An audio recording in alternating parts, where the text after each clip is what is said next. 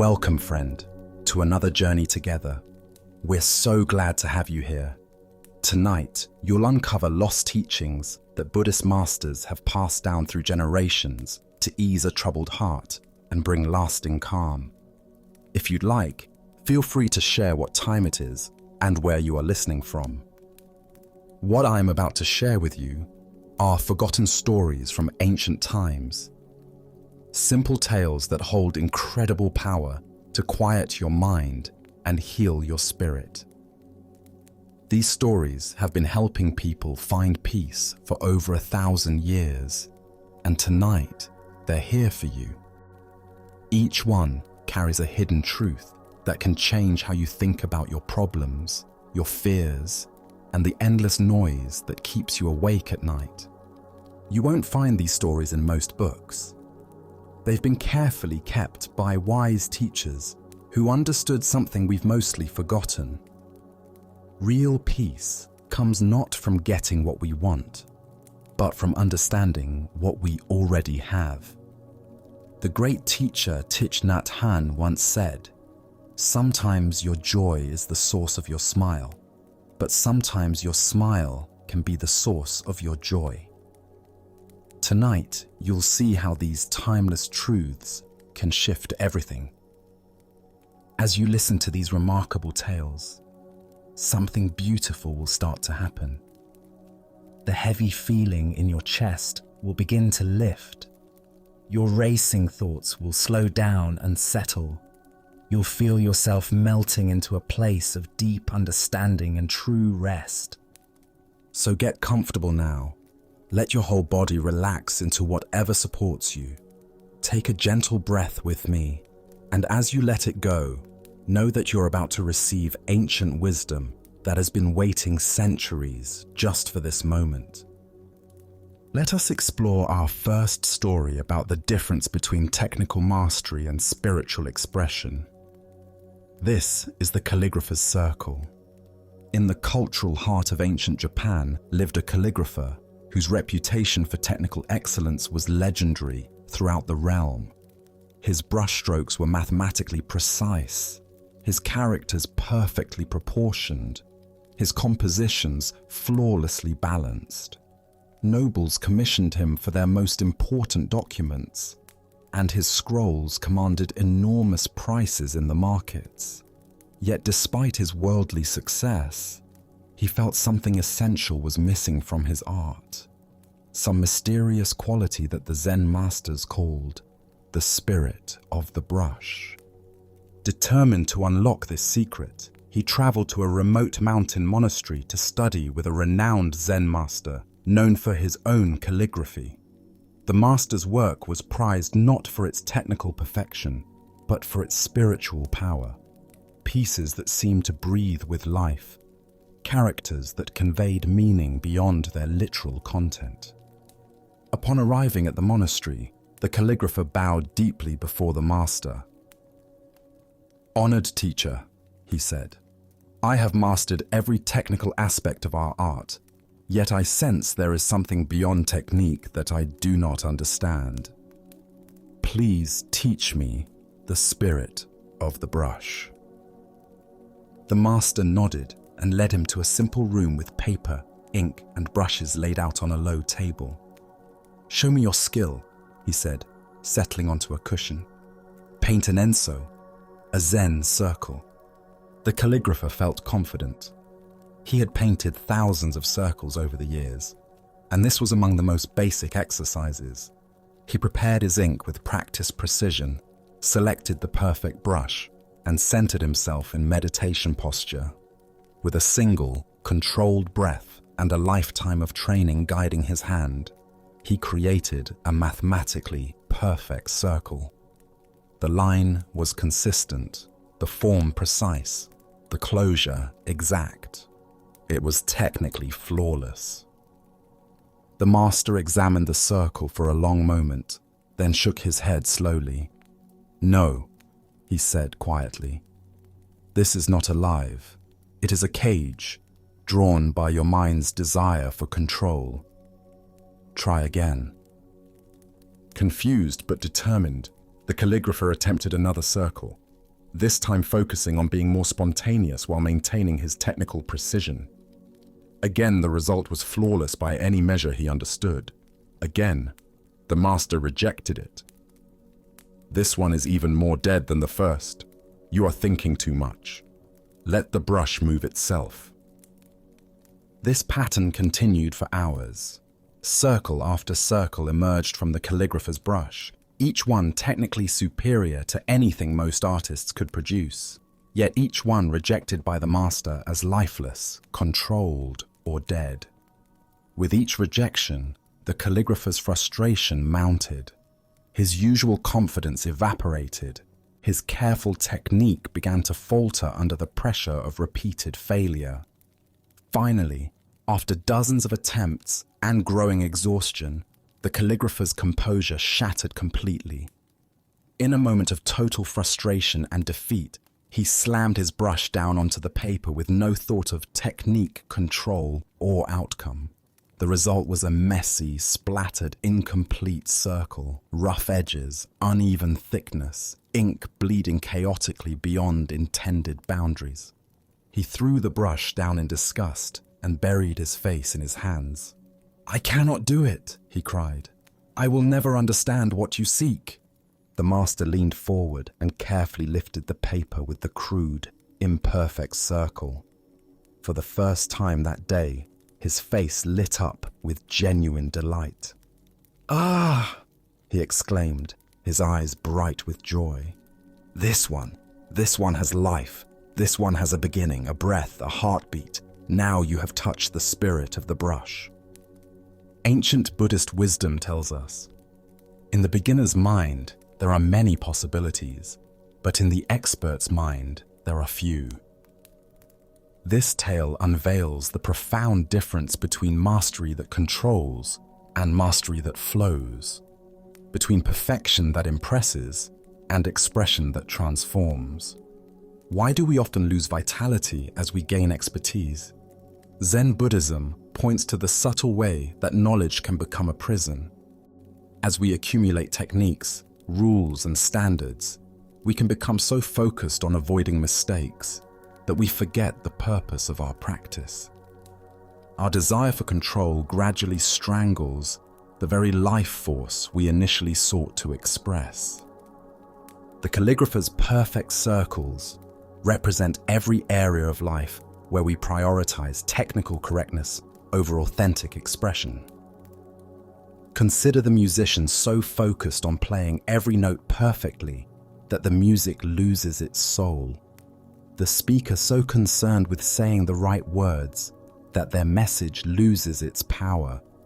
The parent so worried about perfect parenting that they miss opportunities for genuine connection with their child. This isn't an argument against skill or practice. Technical ability provides the foundation for expression. But somewhere in our development, we must learn to transcend technique, to use our skills in service of something larger, rather than being enslaved by them. The master wasn't teaching the calligrapher to be careless. He was showing him how to be free.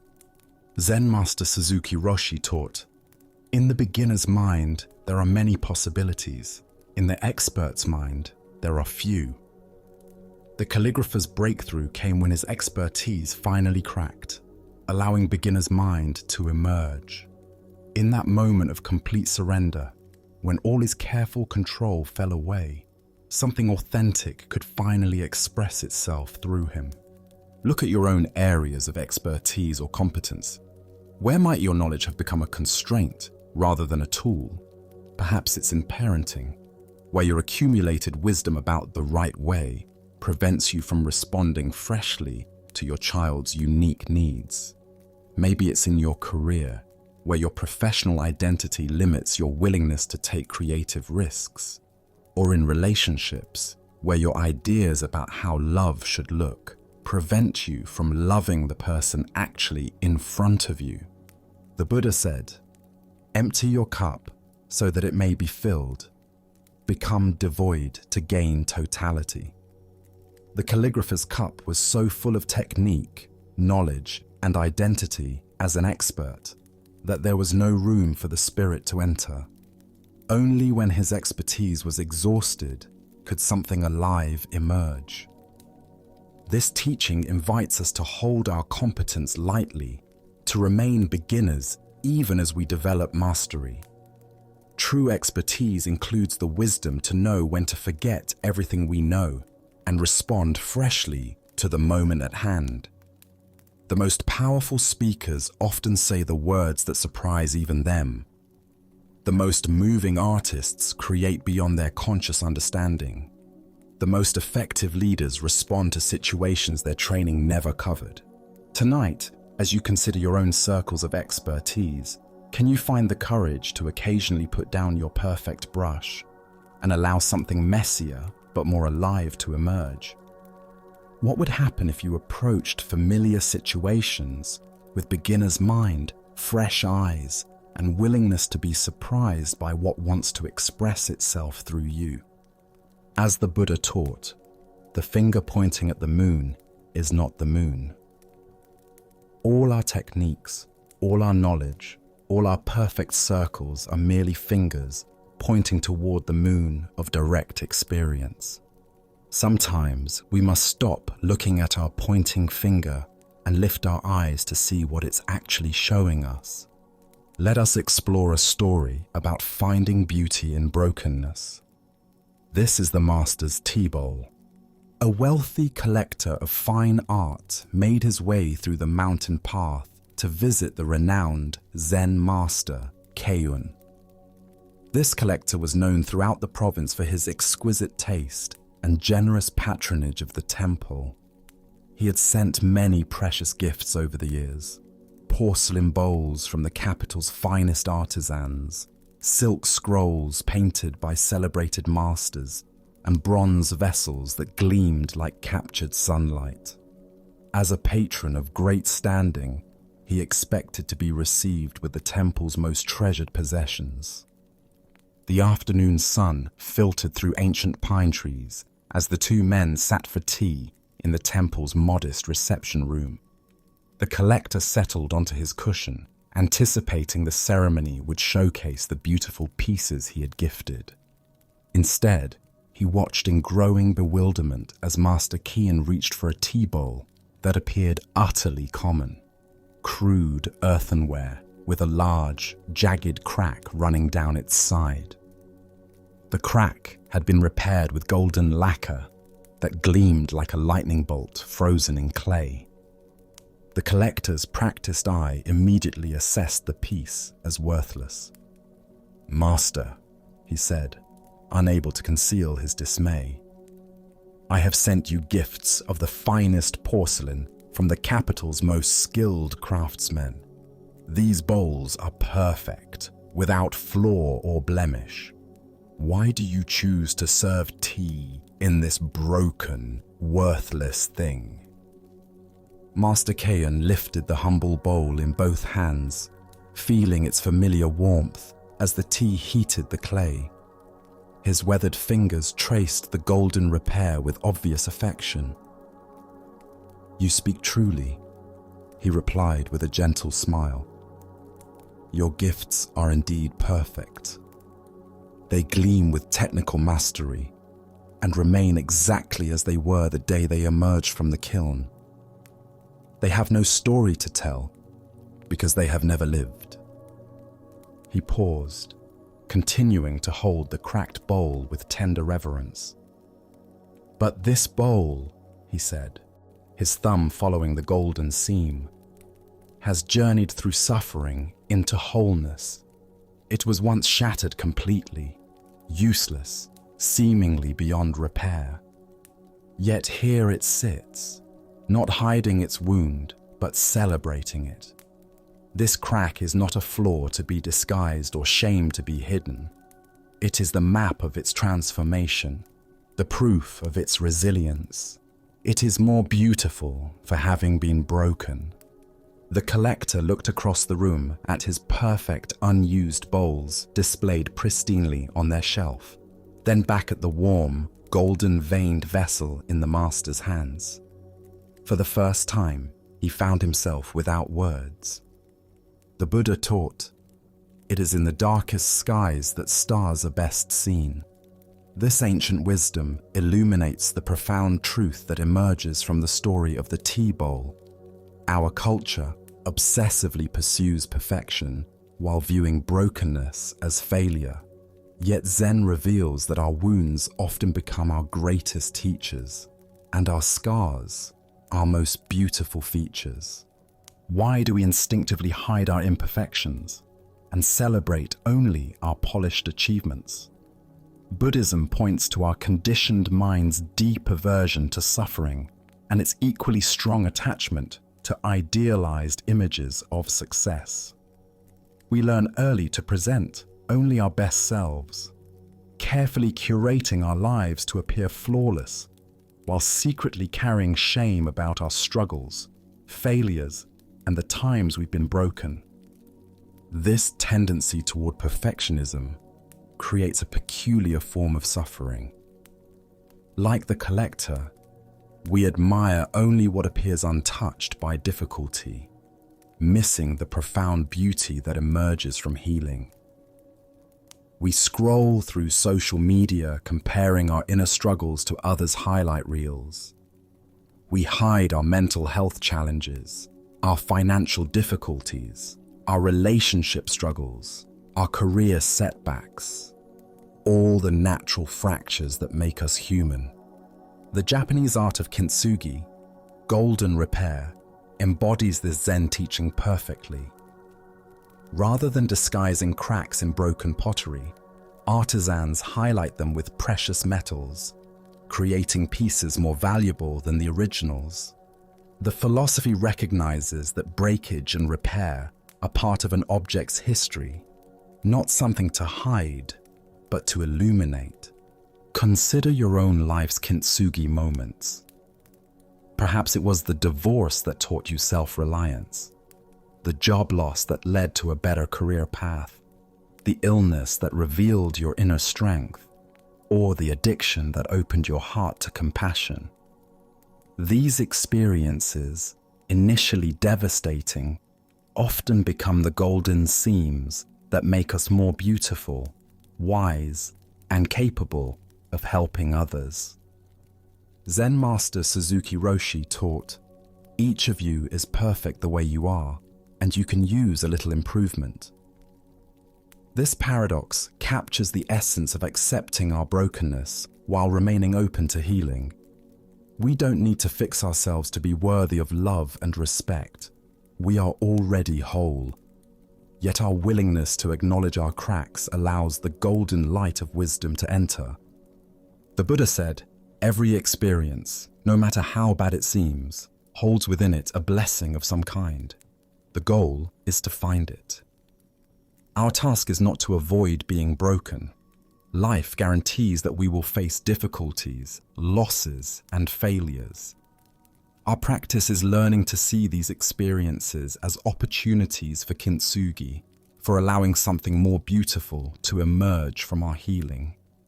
Tonight, as you reflect on your own journey, can you identify the golden seams that have formed in your life? What breaks have led to breakthroughs? What wounds have become wisdom? Perhaps you can begin to see your imperfections not as flaws to hide, but as proof of your resilience, evidence that you have lived fully and healed courageously.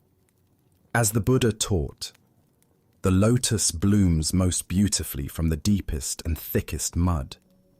In embracing our brokenness, we discover the golden beauty that can only emerge from having been shattered and choosing to heal.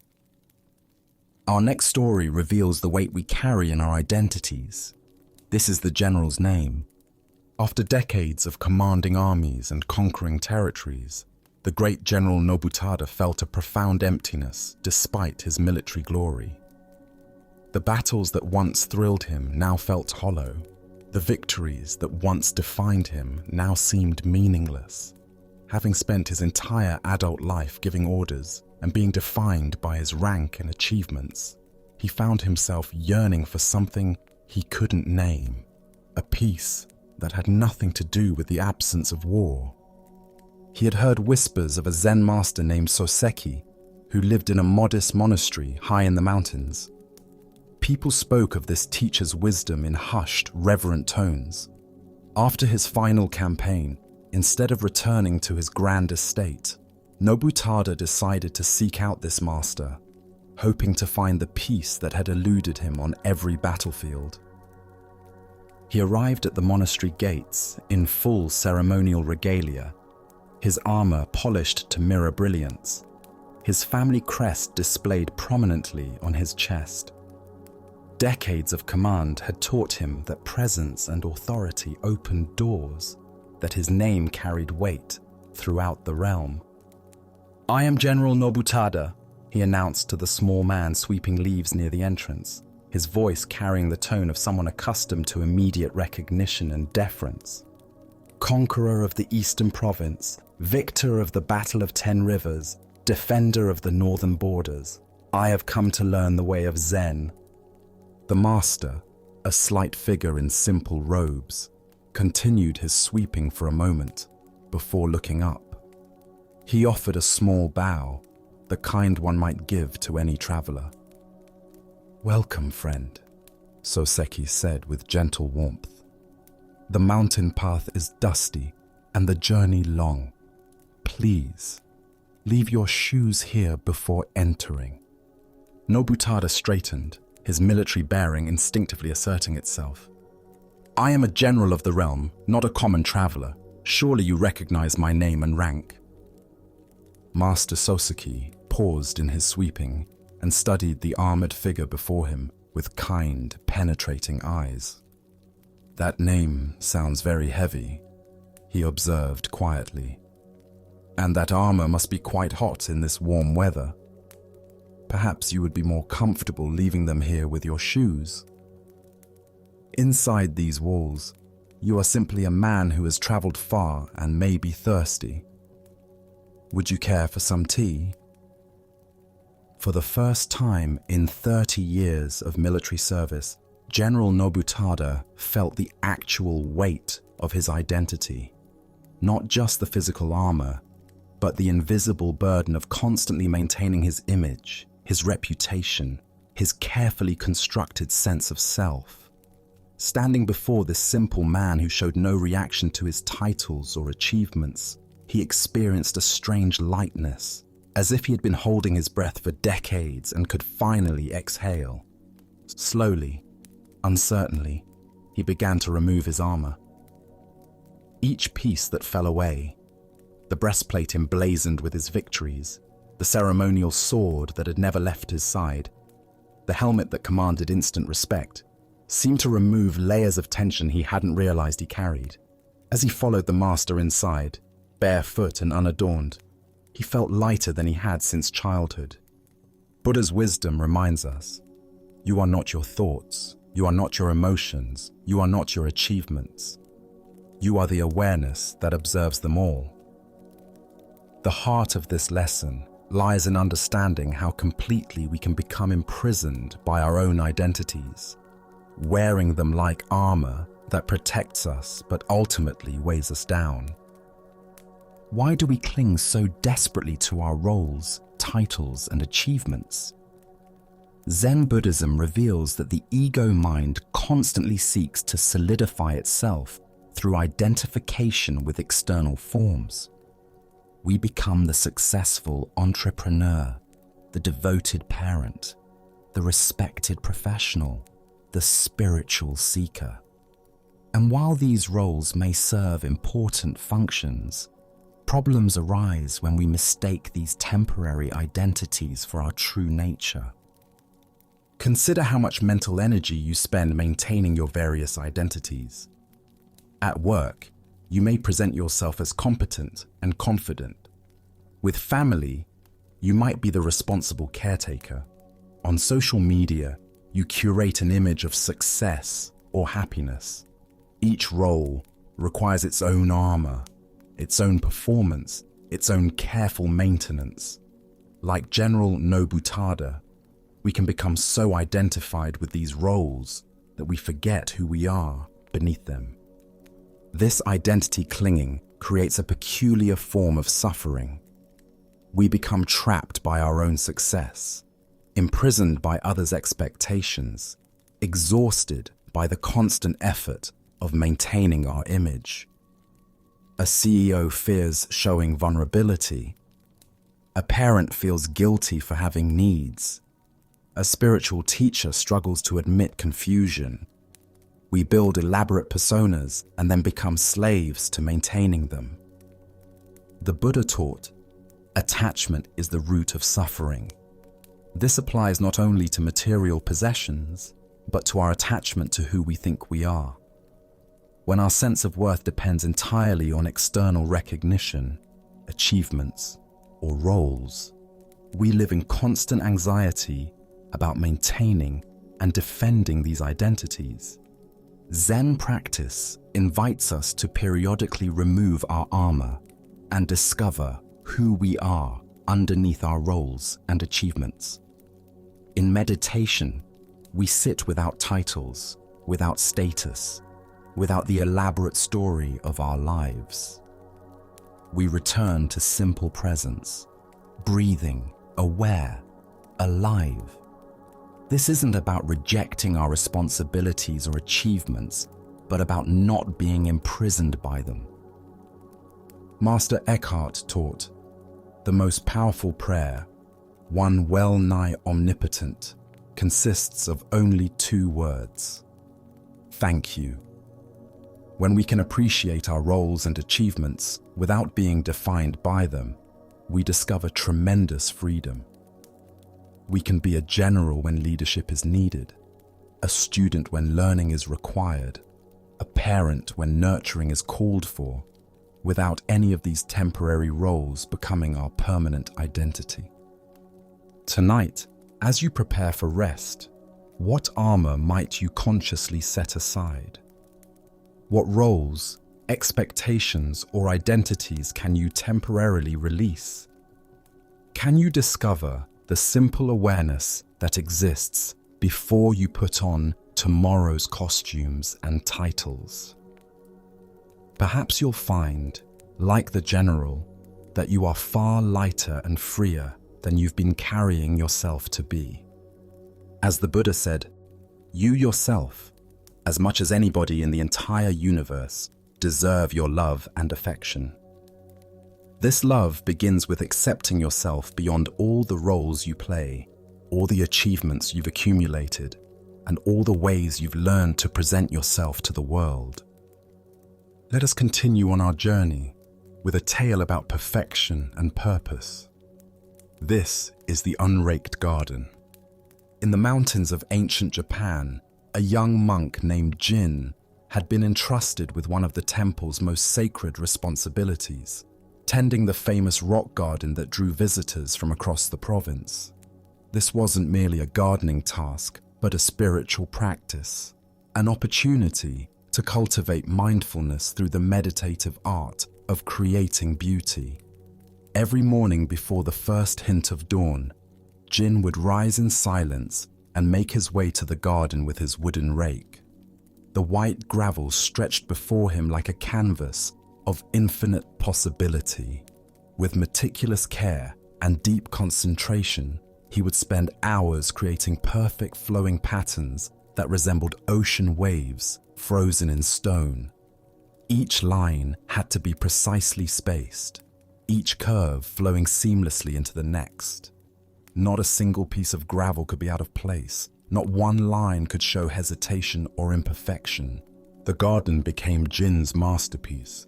Monks would pause in their daily routines to admire his artistry. Visitors would stand at the garden's edge in silent appreciation, some weeping at the profound beauty of the perfectly ordered landscape. Jin felt deep pride in his work, knowing that his technical skill and dedication had created something worthy of reverence. One warm afternoon, as Jin stepped back to admire his latest creation, perhaps his finest work yet, he noticed the headmaster approaching. His heart swelled with anticipation. Surely Master Tanaka would offer words of praise for this flawless expression of devotion and skill. The master stood silently for a long time at the garden's edge, his weathered hands folded within his sleeves, his eyes taking in every perfect line and curve. Jin waited nearby, barely breathing, certain that recognition for his spiritual artistry was about to come. Without warning, without explanation, without even a glance at Jin, Master Tanaka stepped deliberately over the low boundary that separated the viewing area from the sacred garden. He walked slowly to the very center of the perfectly raked space and sat down cross-legged in meditation posture, his brown robe spreading across the white gravel, completely obliterating hours of meticulous work. Jin gasped audibly, his hands flying to his face in horror. "Master!" he cried out, unable to contain his shock. "You have destroyed it. Hours of work, ruined. The perfect patterns, gone." Master Tanaka opened his eyes and looked up at his student with infinite gentleness and the hint of a smile. "No, Jin," he said softly. "I have not destroyed anything. Before, what you created was a picture to be admired from a distance, a museum piece to impress observers. Now, it has become what it was always meant to be, a garden to be lived in, a space for practice, a place for awakening. You made it perfect for the eyes, but you forgot its true purpose. I have simply completed your work. As the Buddha observed, nothing is permanent. Everything is subject to change. Being is always becoming." What emerges from this story is a profound teaching about the difference between perfection and purpose, between creating something to be admired and creating something to serve life. Why do we become so attached to our perfectly arranged lives that we forget their actual purpose? Buddhism explains that our minds naturally cling to outcomes, especially beautiful or impressive ones. We can become so focused on creating the perfect appearance, whether in our homes, our relationships, our careers, or our spiritual practice, that we lose sight of what these areas of life are meant to serve. Jin's garden represents all the ways we create beautiful surfaces while missing deeper purpose. Consider the parent so focused on their child's perfect academic record that they miss opportunities for genuine connection. The spouse so concerned with maintaining the appearance of a perfect marriage that they avoid the messy work of real intimacy. The spiritual practitioner so attached to looking enlightened that they resist the vulnerable honesty required for actual growth. This attachment to pristine appearances creates a peculiar paralysis. We become curators of our own lives, carefully maintaining impressive displays while being afraid to actually live in them. Like Jin's garden, these perfect arrangements become untouchable, observed from a distance rather than fully inhabited. Zen master Dogen taught, "Time is not separate from you, and as you are present, time does not go away." The garden's true purpose wasn't to demonstrate Jin's skill or impress visitors. It was to provide a space for present moment awareness, for meditation, for the messy, imperfect, beautiful work of spiritual practice. Look deeply at your own pristine arrangements. What aspects of your life have become too perfect to actually use? Perhaps it's the beautifully decorated living room where no one feels comfortable sitting, the carefully planned schedule that leaves no room for spontaneity, the flawless public image that prevents authentic relationships, or the spiritual practice so focused on appearing advanced that it avoids beginner's mind. The master's disruption wasn't destructive, it was liberating. By sitting in the garden, he transformed it from a performance into a practice, from something to be preserved into something to be experienced.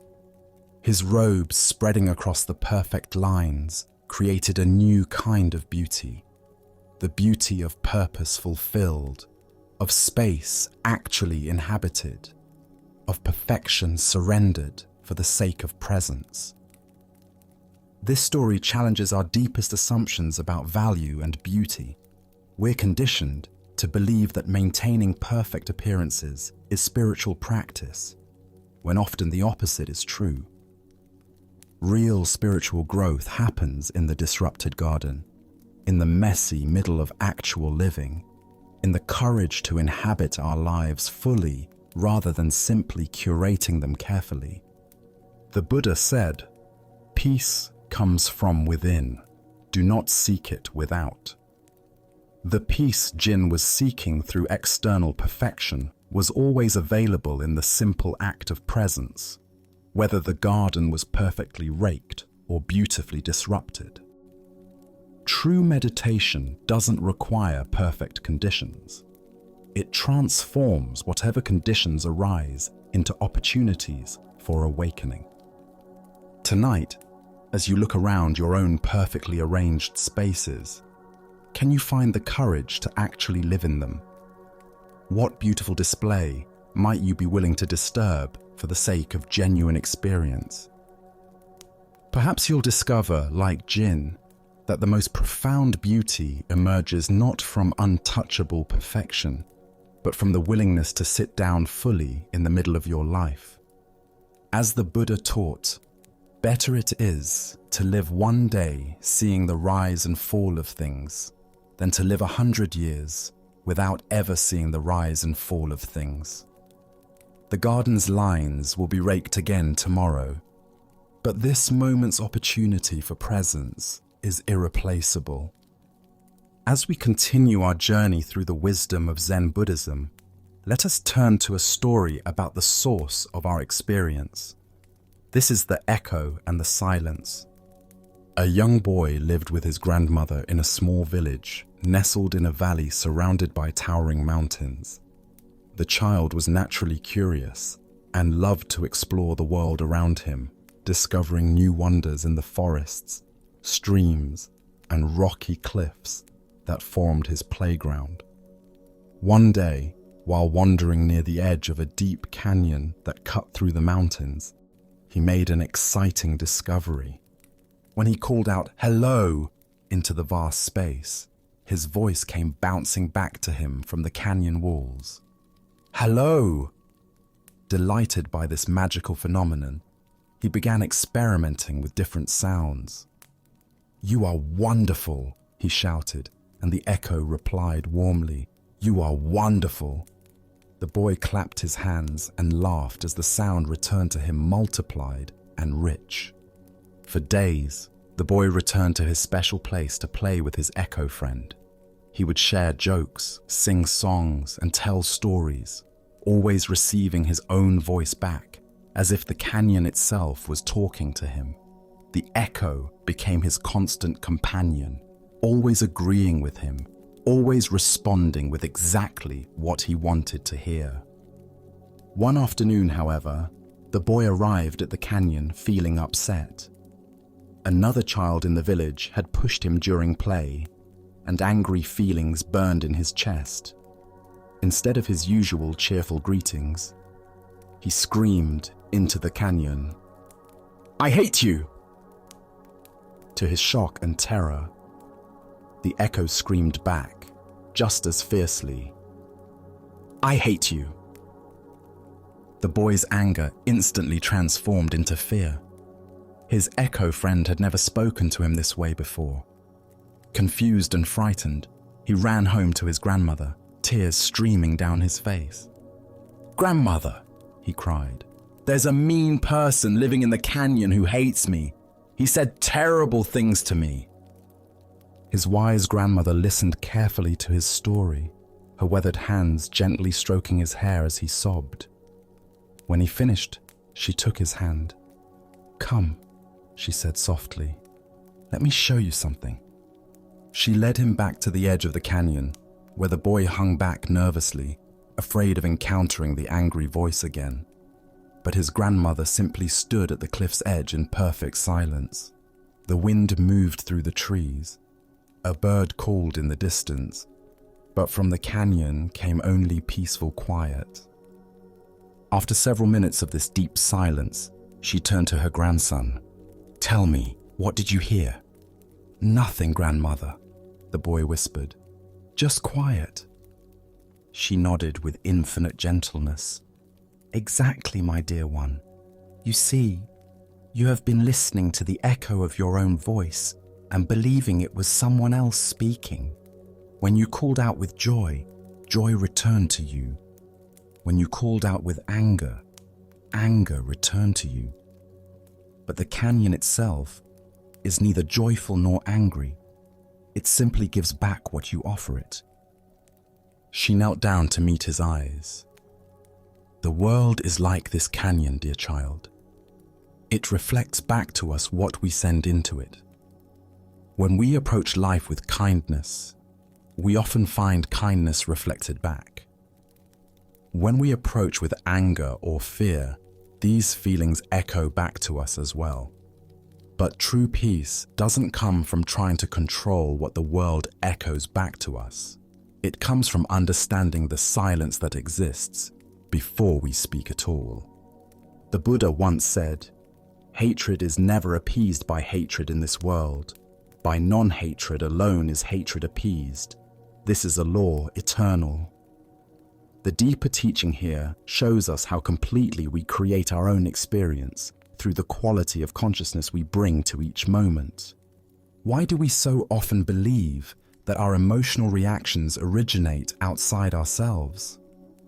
Buddhism reveals that we live in a world of constant echoes, mistaking the reflection of our own mental states for objective reality. When we approach a situation with anxiety, we see threat everywhere. When we interact with others while feeling defensive, we perceive attack in neutral comments. When we move through our day expecting disappointment, we find evidence for our expectations at every turn. This echo effect operates at the subtlest levels of our experience. The hurried person encounters delays everywhere. The irritated driver seems to attract inconsiderate traffic. The lonely individual notices every instance of social rejection while missing opportunities for connection. Like the boy in the canyon, we often fail to recognize that we're hearing our own voice reflected back to us. Consider how this pattern manifests in your relationships. When you approach your partner with criticism, how do they typically respond? When you interact with your children from a place of stress and hurry, what energy do they reflect back? When you engage colleagues with suspicion or judgment, what kind of responses do you receive? The canyon of relationship is constantly echoing back the quality of consciousness we bring to it. This isn't about positive thinking or pretending that external circumstances don't matter. Real difficulties exist, genuine challenges arise, and other people certainly have their own patterns and reactions. But Zen practice reveals that our inner state profoundly influences how we perceive and respond to these external conditions, which in turn shapes how they respond to us. Thich Nhat Hanh taught, "If you want others to be happy, practice compassion. If you want to be happy, practice compassion." This wisdom points to the echo principle. The quality we emanate tends to be reflected back to us. But more importantly, the very act of emanating compassion transforms our own experience regardless of what returns. The grandmother's teaching about silence points to something even deeper than managing our echoes. In meditation, we discover the awareness that exists before thoughts, emotions, or reactions arise. This primordial silence is not the absence of experience, but the spacious presence in which all experience occurs. From this place of inner stillness, we can respond to life rather than merely echoing back its apparent provocations. The Buddha said, "Better than 1,000 hollow words is one word that brings peace." When we speak, and act from the silence of centered awareness rather than the noise of reactive emotion, our words carry a different quality entirely. They come not from our conditioning, but from our clarity, not from our fears, but from our wisdom. Tonight, as you prepare for rest, can you notice the echoes you've been creating and receiving throughout your day? Before tomorrow's first interaction, can you find a moment of silence? Not to plan what to say or how to respond, but simply to touch the quiet awareness from which authentic response can emerge. As the Buddha taught, peace comes from within. Do not seek it without. The canyon will always echo back what we call into it, but in the silence before we speak, we discover the source of all our echoes and the freedom to choose what we send into the world. Our next story reveals the subtle poison of habitual negativity and the freedom found in contentment. This is the lesson of the monastery and the monk who never stopped complaining. In a remote mountain monastery known for its strict discipline and profound silence, a community of monks devoted themselves to deep spiritual practice. The monastery followed an ancient vow of silence, understanding that constant talking often distracts the mind from inner contemplation and genuine insight. For years at a time, the monks would practice in complete quiet, finding peace in the absence of unnecessary words. However, this particular monastery had one unusual tradition. Every 10 years, each monk was permitted to speak exactly 2 words to the head monk. This brief allowance acknowledged that sometimes practical concerns or spiritual insights might need to be communicated, while still maintaining the essential discipline of silence that supported their contemplative practice. One young monk entered this monastery with sincere intentions and dedicated himself to the demanding schedule of meditation, work, and study. But from the very beginning, he struggled with dissatisfaction. The simple accommodations felt uncomfortable, the plain food seemed inadequate, and the rigorous schedule challenged his preferences at every turn. After his first 10 years of practice, he went to the head monk for his permitted communication. The elder looked at him with kind, expectant eyes, ready to hear whatever wisdom or insight the decade of silent practice might have produced. "Bed hard," the monk said, using his 2 precious words to express his primary complaint about the sleeping arrangements. "I see," the head monk replied gently, making note of the comment, but offering no judgment or solution. The monk returned to his silent practice, but his dissatisfaction only seemed to deepen over the next decade. Instead of using the years to cultivate acceptance and inner peace, he spent his time dwelling on various discomforts and inadequacies he perceived in the monastery's provisions. His meditation became increasingly agitated as his mind rehearsed complaints he couldn't voice. When his second opportunity to speak arrived after another 10 years, he again approached the head monk. The elder greeted him with the same patient attention, curious to see how 2 more decades of practice might have influenced the monk's perspective. "Food stinks," the monk declared, using his allocated words to express his ongoing dissatisfaction with the simple vegetarian meals provided by the community. "I see," the head monk responded with unchanged equanimity, observing this second expression of complaint without surprise or criticism. Another 10 years passed, during which the monk's internal negativity continued to grow. Instead of finding freedom through spiritual practice, he had used 3 decades to perfect the art of mental complaining. His silent years were filled not with peace and insight, but with constant internal criticism of his circumstances. When his third opportunity for speech arrived, the monk appeared before the head monk with obvious agitation. 3 decades of accumulated dissatisfaction had finally reached its breaking point. "I quit," he announced emphatically, using his 2 words to express his ultimate decision to abandon the path he had never truly embraced. The head monk looked at him with a mixture of sadness and understanding. "Well, I can see why," he replied compassionately. "All you've ever done is complain." The Buddha taught, we are what we think. All that we are arises with our thoughts. With our thoughts, we make the world. This teaching reveals how the monk's 30 years of practice had actually reinforced the very patterns that caused his suffering rather than dissolving them. Why do we sometimes use spiritual practice to perfect our dissatisfaction rather than transcend it?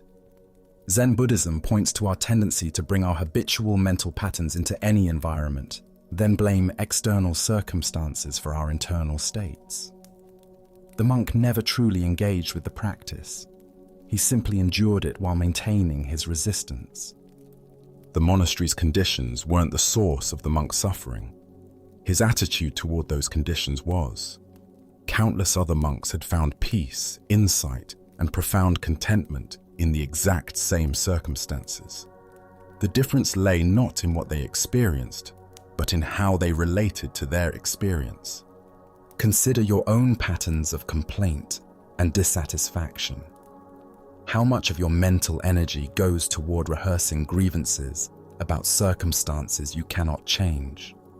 The monk spent 30 years of precious life focused on bed hardness and food quality, instead of using those same years to develop inner freedom. This story also reveals the cumulative power of our mental habits. Each day, the monk chose complaint over acceptance. He strengthened neural pathways of dissatisfaction. Over 3 decades, these patterns became so ingrained that leaving seemed like the only option, when in reality, changing his perspective had always been available. Zen master Thich Nhat Hanh taught, thanks to impermanence, everything is possible. The monk's tragedy was his failure to recognize that his dissatisfaction was impermanent and changeable. Instead of working with his resistance, he fed it daily for 30 years until it consumed his entire spiritual journey. The Buddha said, "Better than 1,000 hollow words is one word that brings peace." The monk's 6 words over 30 years, all complaints, brought no peace to himself or others. Meanwhile, monks who used their practice to cultivate gratitude and acceptance found profound tranquility in the same conditions. Look deeply at your own relationship with current challenges. Where are you spending years complaining about circumstances that could be transformed through a shift in perspective? What would change if you used the same mental energy currently devoted to dissatisfaction to cultivate acceptance and inner peace? Tonight, as you notice the inevitable discomforts and imperfections of daily life, can you remember the monk's wasted decades? Can you choose gratitude over complaint, acceptance over resistance, understanding that your response to circumstances shapes your experience far more than the circumstances themselves? Buddha's wisdom reminds us, happiness does not depend on what you have or who you are. It solely relies on what you think. The monastery offered every monk the same opportunity for peace and awakening. Some found it, others did not. Not because of external conditions, but because of the quality of attention they brought to those conditions. In every moment, we face the same choice the monk faced daily: to practice complaining or to practice contentment. Let us now turn to a tale about the nature of seeking and finding. This is the master sculptor's discovery. In a bustling stone quarry beneath towering mountains, a master sculptor moved among the marble blocks with the practiced eye of one who had spent decades coaxing beauty from stone. The morning sun cast golden light across the quarry, illuminating countless blocks that seemed to whisper their stories to him. "Aha," he would say, running his weathered hands across smooth surfaces. "There is a heroic figure locked in that piece, and a saint trapped inside that other one." His reputation had grown precisely because of this gift, his ability to sense what he called the suchness of every stone, to see beyond raw material to its true nature waiting to be released. But on this morning, the sculptor's heart carried a different weight. For over 40 years, he had been searching for something special, the perfect block from which he could create his masterwork, a glorious statue of the Buddha.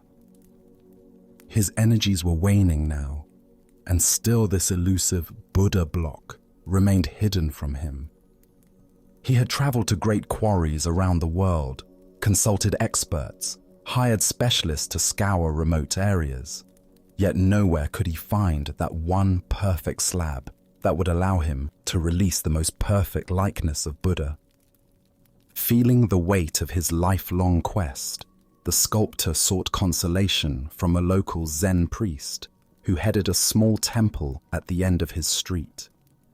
The temple was modest, with a peaceful courtyard where a stone well sat, surrounded by carefully tended moss.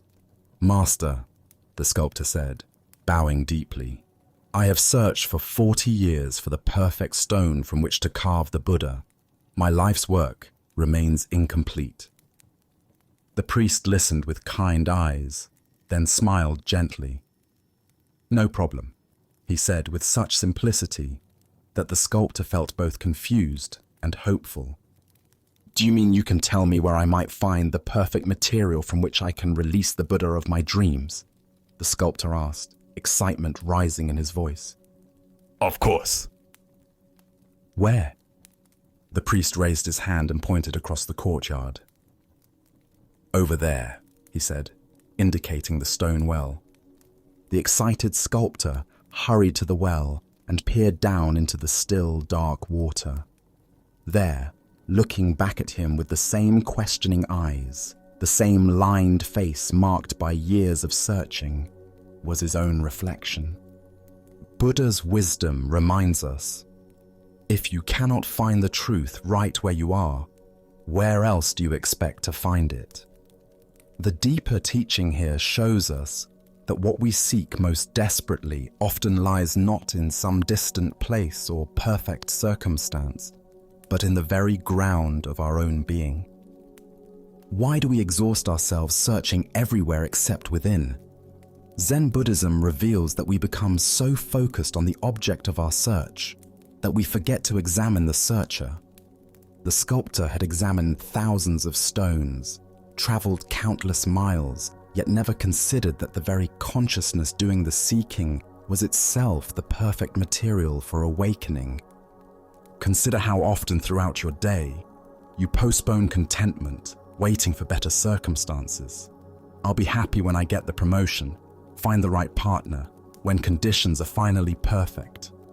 This is seeking the Buddha block everywhere, except in the reflection looking back at us right now. Zen Master Huangpo taught, "Your everyday mind, that is the way." The sculptor's profound realization wasn't that he needed to become something different, but that he needed to recognize what he already was. The perfect material for expressing Buddha nature isn't found in external circumstances, but in the awareness that recognizes, seeks, and creates. The well represents the still point within consciousness, where seeking ends and finding begins. When we stop looking outward and peer into the depths of our own awareness, we discover that the one who seeks and the sought are the same. In Zen practice, we speak of original face, the essential nature that exists before conditioning. This original face isn't hidden in some special place. It's looking back at us from every mirror, every moment of genuine presence. Tonight, as you encounter the reflection of your own seeking mind, can you recognize the Buddha nature that has been with you all along? Perhaps it appears in your capacity for wonder, your longing for truth, or simply in the awareness that notices these very words. As the Buddha taught, look within, you are the Buddha. The masterwork you've been seeking isn't waiting for perfect materials. It's waiting for the recognition that the artist, the art, and the awareness that appreciates beauty are all expressions of the same essential nature. Let us continue on our journey through the wisdom of Zen Buddhism with a story about the phantoms we create with our own minds. This is the tale of the haunting that was no haunting at all.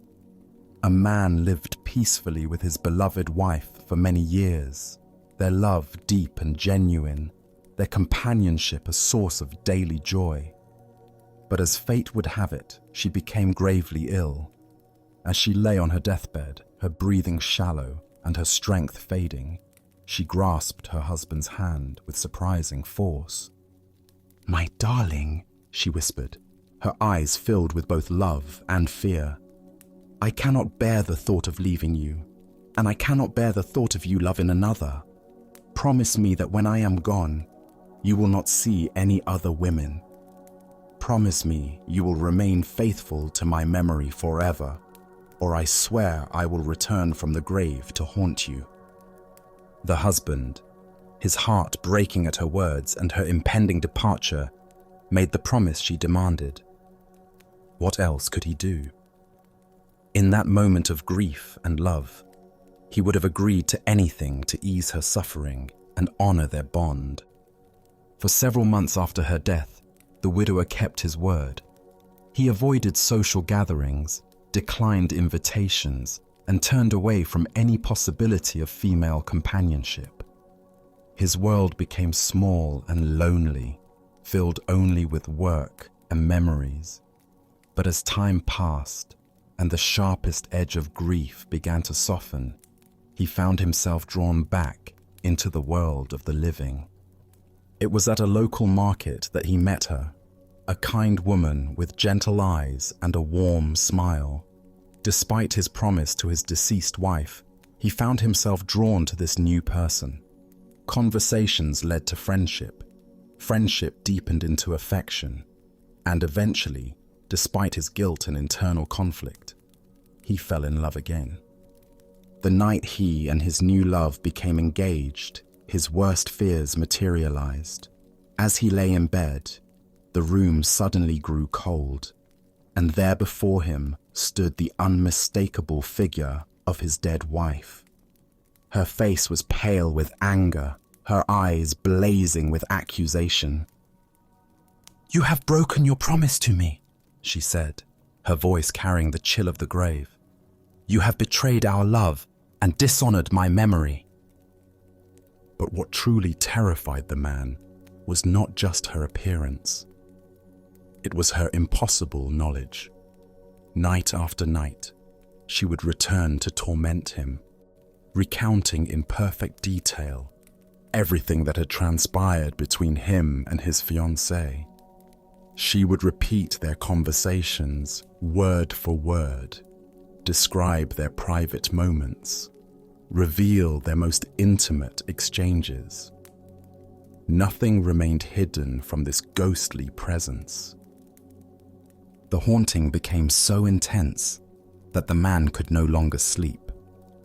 Dark circles formed under his eyes, his hands shook constantly, and his new relationship began to suffer under the weight of his terror and exhaustion. Desperate for relief, he sought out a Zen master who lived in a small temple near the village. "Master," the man said, his voice trembling as he recounted his story, "my dead wife's ghost appears to me every night. She knows everything I do, everything I say. She repeats our conversations exactly as they happened. I am being driven to madness." The old master listened carefully, stroking his beard thoughtfully. When the man finished his account, The master smiled knowingly. "This is indeed a very clever ghost," he said. "You should admire such supernatural wisdom. But I will tell you exactly what to do when she appears tonight." That evening, as the room grew cold and the familiar figure materialized, the man followed the master's instructions precisely. "You are truly a wise and all-knowing spirit," he said to the ghost. "You see everything I do and know everything I think. Since you possess such incredible powers and I can hide nothing from you, surely you can answer one simple question for me." "Ask your question," the ghost replied coldly. The man reached down to a large bag of beans that sat near his bedside table. He scooped up a handful and held his closed fist toward the apparition. "Tell me exactly how many beans I am holding in my hand right now." The ghost opened her mouth to speak, but no words came. Her form began to waver, becoming translucent around the edges. For the first time since her appearances began, she looked uncertain, even confused. I cannot," she stammered, and then, like morning mist touched by sunlight, she simply vanished. The ghost never returned again, and the man was finally free to live his life in peace. Buddha's wisdom reminds us, we are what we think. All that we are arises with our thoughts. With our thoughts, we make the world. The deeper teaching here shows us how powerfully our minds can create seemingly real experiences from nothing but guilt, fear, and unresolved emotions. Why do we give such power to the ghosts of our own making? Zen Buddhism reveals that much of our suffering comes not from external forces, but from the phantoms we create through our own psychological patterns. The ghost in this story was nothing more than the man's own guilt and conditioning, projected outward and given form by his tormented mind. Consider how often in your own life you are haunted by voices that seem to know your every move, that judge your every decision, that remind you of promises you've broken or standards you've failed to meet. These internalized critics often speak with the voices of people from our past, parents, teachers, former partners, but their power comes entirely from our own minds giving them substance. The man's ghost could recite his conversations perfectly because it was his own memory playing them back to him. It knew his private moments because it was created by his own consciousness. It appeared when his guilt was strongest because guilt was its very substance.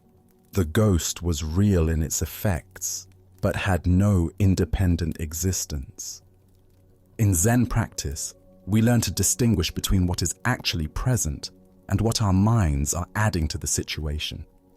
The man was genuinely in love with a new person, but his conditioning told him this was a betrayal. His deceased wife was genuinely gone, but his unprocessed grief and guilt kept her psychologically present. The master's solution was brilliant in its simplicity. By asking the ghost to know something that existed only in the present moment, something the man's own mind couldn't possibly know, he revealed the phantom's true nature. The beans in his hand were unknown even to him until he counted them. No amount of memory, guilt, or psychological projection could provide this information. Zen teacher Charlotte Joko Beck said, "Our thoughts are just thoughts. They're not necessarily true, they're not necessarily important, and they're not necessarily ours." The ghost's accusations felt absolutely real to the man, but they were simply thoughts and emotions given form by his own mental processes. Look deeply at your own experience. What ghosts do you carry that speak with impossible authority about your worth, your choices, your future?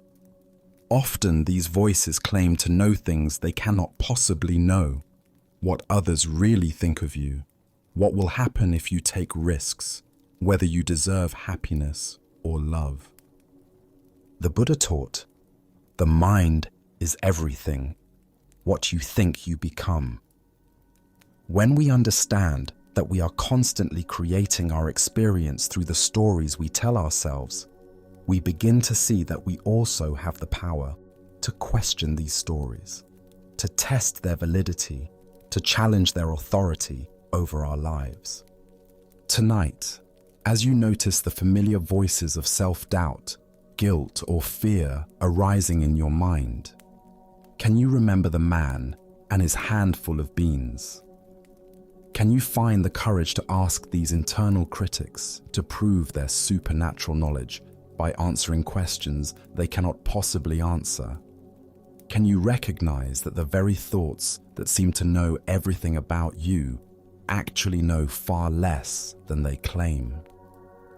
As the Buddha observed, doubt everything, find your own light.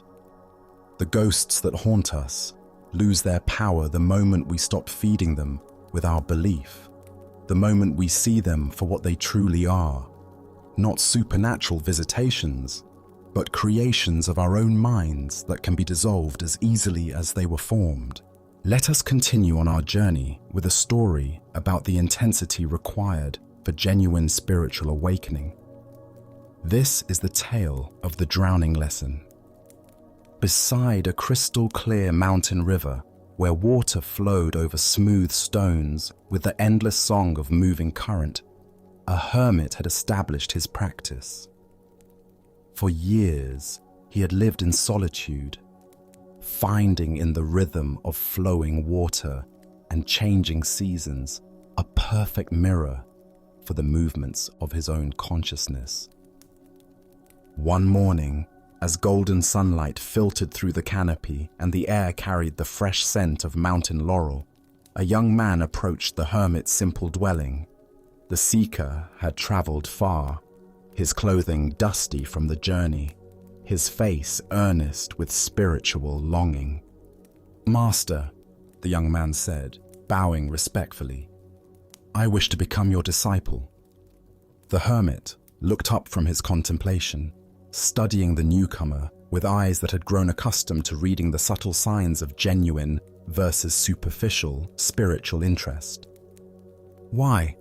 the hermit replied simply. The young man paused, considering his answer carefully. "Because I want to find God," he said finally, believing this to be the most noble response. What happened next took the seeker completely by surprise. Without warning, the hermit sprang to his feet, grabbed the young man by the scruff of his neck, and dragged him toward the river. Before the stunned visitor could protest, he found himself being pushed into the clear, cold water. The hermit's strong hands forced the young man's head beneath the surface and held him there.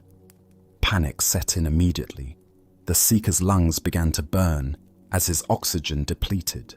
He kicked and struggled with increasing desperation, his arms flailing as he fought to break free. Every second felt like an eternity as his body screamed for air.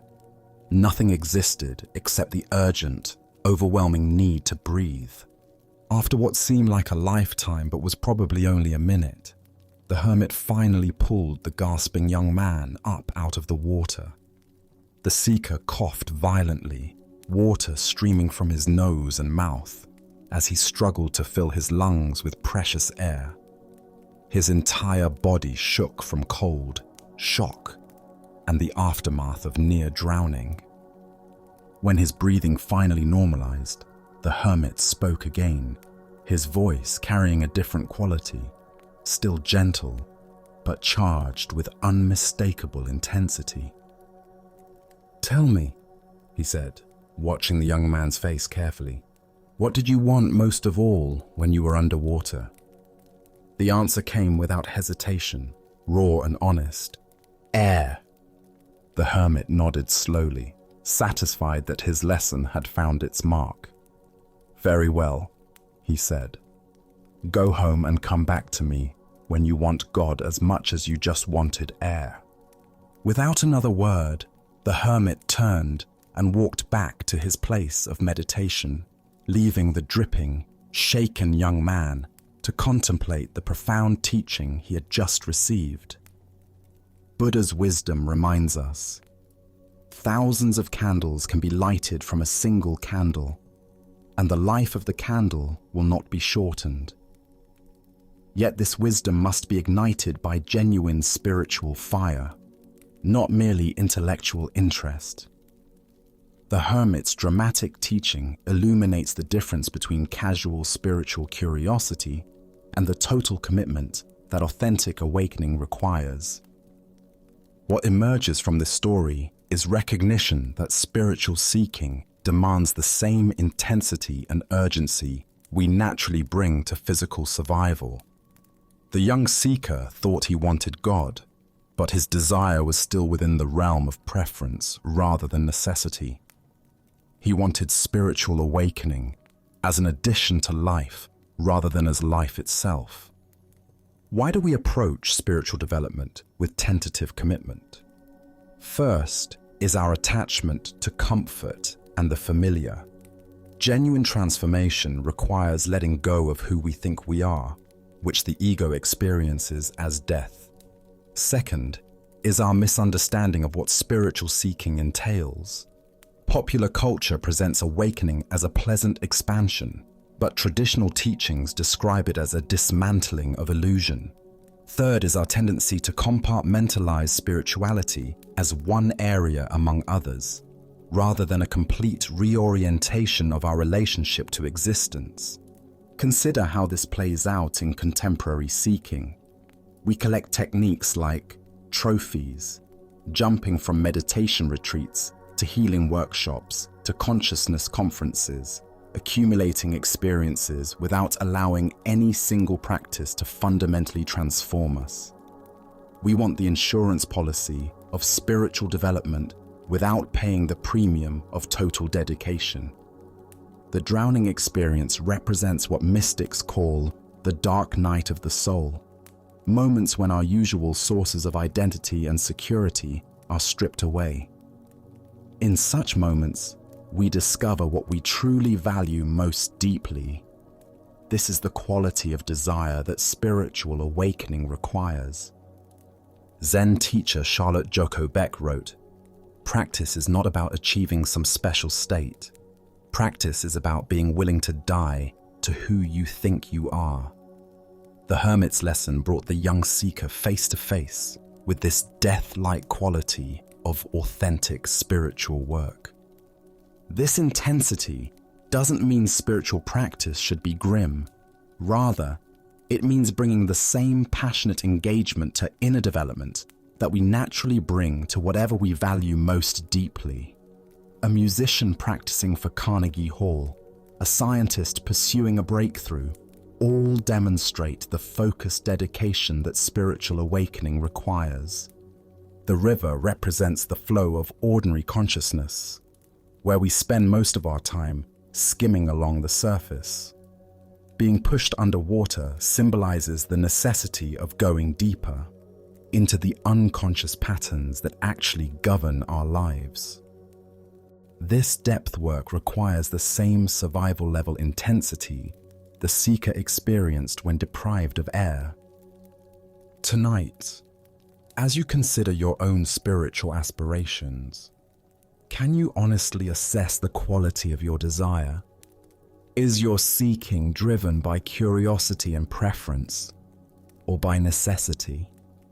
What would it mean to want truth as much as you want your next breath? As the Buddha taught, the way is not in the sky, the way is in the heart. The path to awakening lies not in accumulating more spiritual experiences, but in bringing the totality of our being to whatever practice we choose. Let us continue our journey with a story about the unexpected wisdom found in laughter and the suffering we create through taking ourselves too seriously. This is the tale of the monk who discovered his true teacher. In a remote mountain monastery in ancient China, there lived a young monk who approached his spiritual practice with tremendous intensity.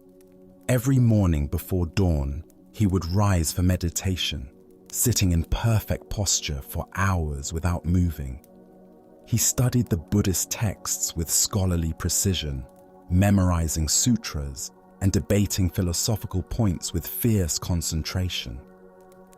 His fellow monks often remarked on his seriousness and dedication to the Dharma.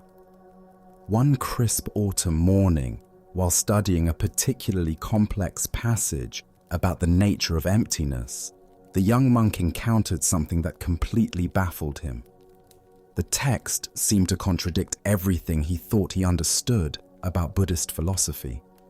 The words appeared clear enough individually, but their meaning together seemed to dissolve into paradox the moment he thought he grasped it. Determined to understand, he carefully marked the passage and made his way to the master's quarters.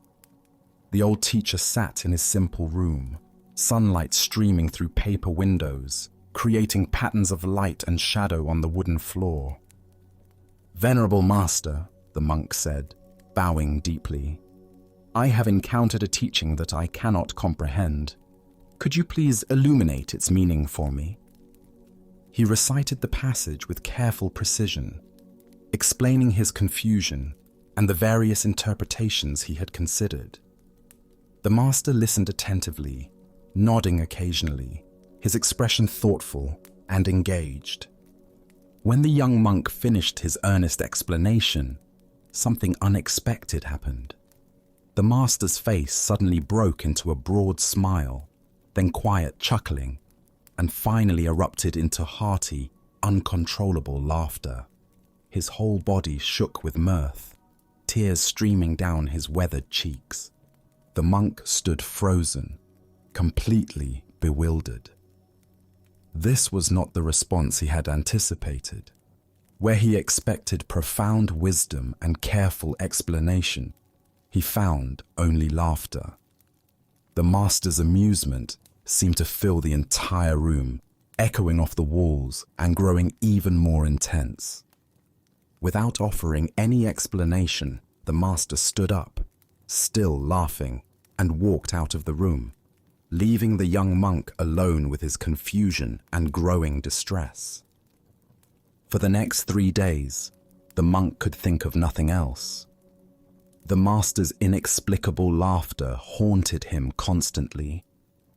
He barely touched his meals, his meditation was scattered and unfocused, and sleep came only in brief, restless intervals. The question consumed him entirely. Why had his sincere spiritual inquiry been met with such puzzling amusement? Other monks noticed his distressed state, but his responses to their concerns were vague and troubled. He felt humiliated, confused, and increasingly agitated. Had the master been mocking his understanding? Was his question somehow foolish? Did his years of dedicated practice mean nothing?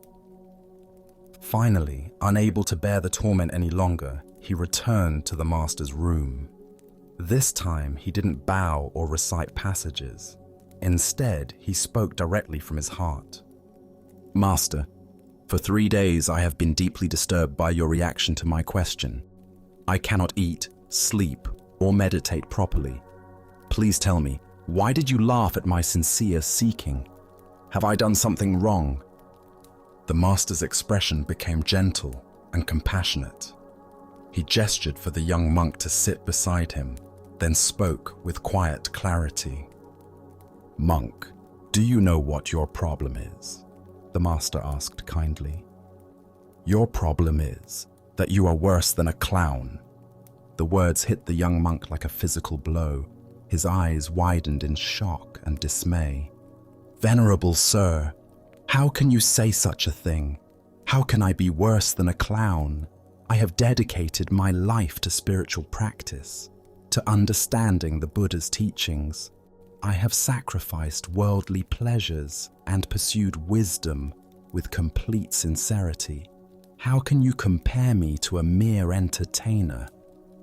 The master smiled warmly and explained, A clown's greatest joy comes from making people laugh. When others laugh, the clown feels fulfilled and happy. His entire purpose is to bring lightness and joy to the world. But you, when another person laughs, you feel disturbed, upset, and tormented. Tell me, are you not worse than a clown? At these words, understanding dawned like sunrise breaking through clouds. The young monk saw immediately how his attachment to being taken seriously had created his suffering. He had been so invested in his image as a dedicated practitioner that he couldn't receive the master's joy. The laughter hadn't been mockery. It had been pure delight at the beauty of the Dharma expressing itself through paradox. In that moment of recognition, the monk began to laugh. First quietly, then with growing freedom and joy. He laughed at his own seriousness, at his attachment to understanding, at the beautiful absurdity of seeking enlightenment so grimly. His laughter joined with the master's from 3 days earlier, and in that shared joy, understanding flowered naturally. As the Buddha observed, if you light a lamp for somebody, it will also brighten your path. The heart of this lesson lies in recognizing how our reactions to others reveal the state of our own minds. Why do we become disturbed when others express joy in ways we don't understand? Zen Buddhism points to several patterns that create this type of suffering. First is our attachment to being understood and validated. The young monk's disturbance stemmed not from the master's laughter itself, but from his need for his question to be received with the seriousness he felt it deserved. Second is our identification with our spiritual image. When we become attached to being seen as sincere seekers, dedicated practitioners, or wise students, we lose the spontaneity and openness that allows genuine learning. The monk's investment in his identity as a serious practitioner made him unable to receive the teaching that was being offered through laughter. Third is our limited understanding of how wisdom can be transmitted. We expect spiritual teaching to arrive in familiar forms, solemn explanations, careful analysis, traditional formats. But enlightenment often comes through unexpected doorways. A master's laughter, a child's innocent question, the sound of a bell, or a moment of complete ordinariness. Consider how often we miss teachings because they don't match our expectations. Perhaps someone's casual comment contains exactly the insight we need, but we dismiss it because the person seems less knowledgeable than us. Maybe life presents us with lessons through situations we find annoying or people we consider frivolous. Zen teacher Suzuki Roshi said, "In the beginner's mind, there are many possibilities, but in the expert's mind, there are few." The young monk's expertise had become a barrier to learning. His certainty about how spiritual teaching should look prevented him from receiving the profound lesson being offered through unexpected laughter. The story points us toward a fundamental question. Are we seeking understanding, or are we seeking to be understood? Are we open to wisdom arriving in any form, or do we require it to validate our preconceptions? The master's laughter was a teaching about the joy inherent in the Dharma itself, the playful, spontaneous, beyond logic nature of awakened understanding. Tonight, as you encounter responses from others that don't match your expectations, can you remember the monk's revelation? Perhaps someone's laughter when you expected seriousness, their casualness when you hoped for depth, or their joy when you felt the situation called for gravity might contain teachings you haven't yet recognized. Buddha spoke of this when he said, "Thousands of candles can be lighted from a single candle, and the life of the candle will not be shortened. Happiness never decreases by being shared." The master's laughter was not diminishing the Dharma, but celebrating its inexhaustible joy, a joy the monk discovered he could share rather than resist. Let us now explore a story about acceptance, natural cycles, and what true prosperity means. This is the teaching of the rich man and the master's blessing. A wealthy merchant had built a vast fortune through years of shrewd business dealings and careful investments. His family owned multiple properties, controlled trade routes, and wielded considerable influence throughout the region. As he aged, the merchant became increasingly concerned about ensuring his family's continued prosperity long after his death. Having heard of a renowned Zen master whose wisdom was said to transcend ordinary understanding, the merchant decided to commission something special. He approached the master with a request that seemed both generous and practical. "Master," he said, bowing respectfully while displaying his finest robes and jewelry, "I would like to commission you to write something profound that will encourage the prosperity of my family for generations to come. Something that my descendants can treasure and draw inspiration from long after I am gone. Money is no object. I simply want the most powerful blessing you can provide." The master listened quietly to this request, observing the merchant's obvious wealth and the sincere concern he felt for his family's future. After a moment of contemplation, he nodded his agreement and asked for a large piece of the finest paper. The merchant watched eagerly as the master prepared his brush and ink with ceremonial care. He expected elaborate calligraphy, perhaps ancient wisdom about accumulating wealth, or powerful mantras that would ensure his family's continued success in business and life. The master's reputation suggested that whatever he wrote would be both beautiful and profound. With simple, elegant strokes, the master wrote just 7 words. Father dies, son dies, grandson dies. When the merchant read what had been written, his face flushed red with anger and disbelief. This was not at all what he had expected or requested. "Master!" he exclaimed, his voice rising with indignation. "I asked you to write something that would bring happiness and prosperity to my family for generations. Instead, you give me this depressing message about death. Why do you give me something so depressing like this?" The master looked at him with calm, compassionate eyes and began to explain the deeper meaning behind what might appear to be a morbid prediction. "Consider carefully what I have written," the master said gently. "If your son should die before you, this would bring unbearable grief to your family. Parents are not meant to outlive their children. Such loss creates a wound that never fully heals. If your grandson should die before your son, this too would bring tremendous sorrow to your family and disrupt the natural flow of life." The merchant began to listen more carefully, sensing there was something deeper in the master's words than he had initially understood. "But if your family continues, generation after generation, with each death occurring in the natural order I have described, this represents the ideal course of life. This is the pattern that brings the least suffering and the greatest harmony.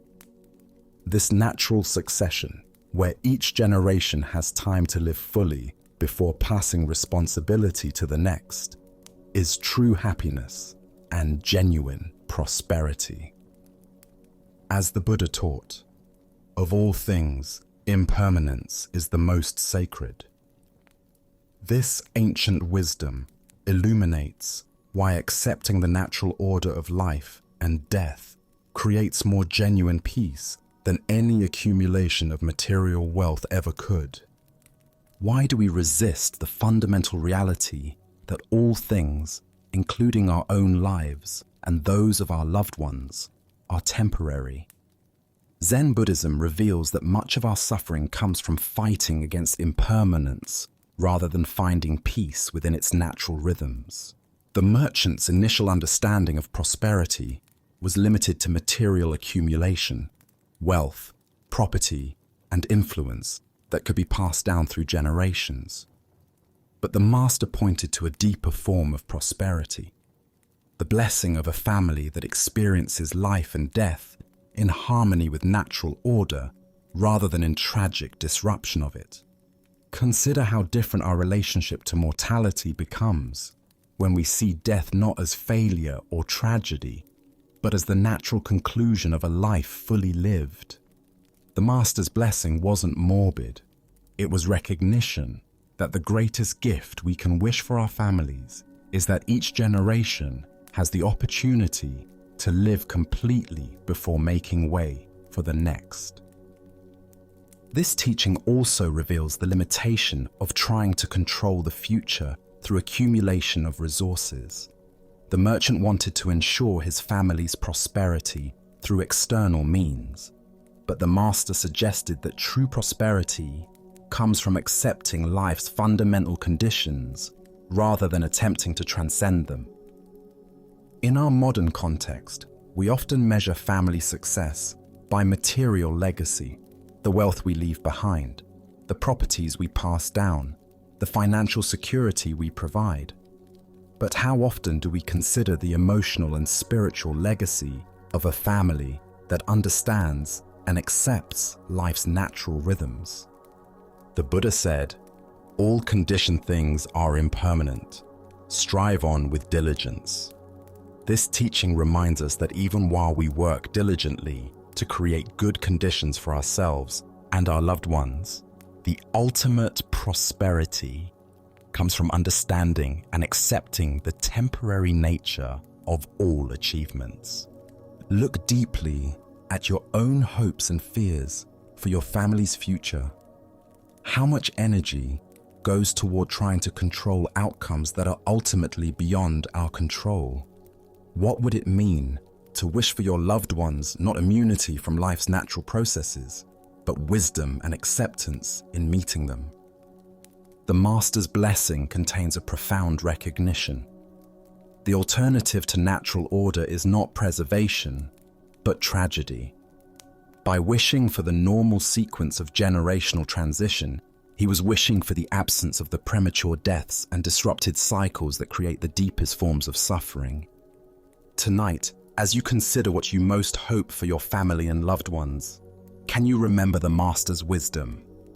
Can you see that the greatest blessing might not be the avoidance of mortality, but the grace to experience it in harmony with natural order? Buddha's wisdom reminds us, better than 1,000 hollow words is one word that brings peace.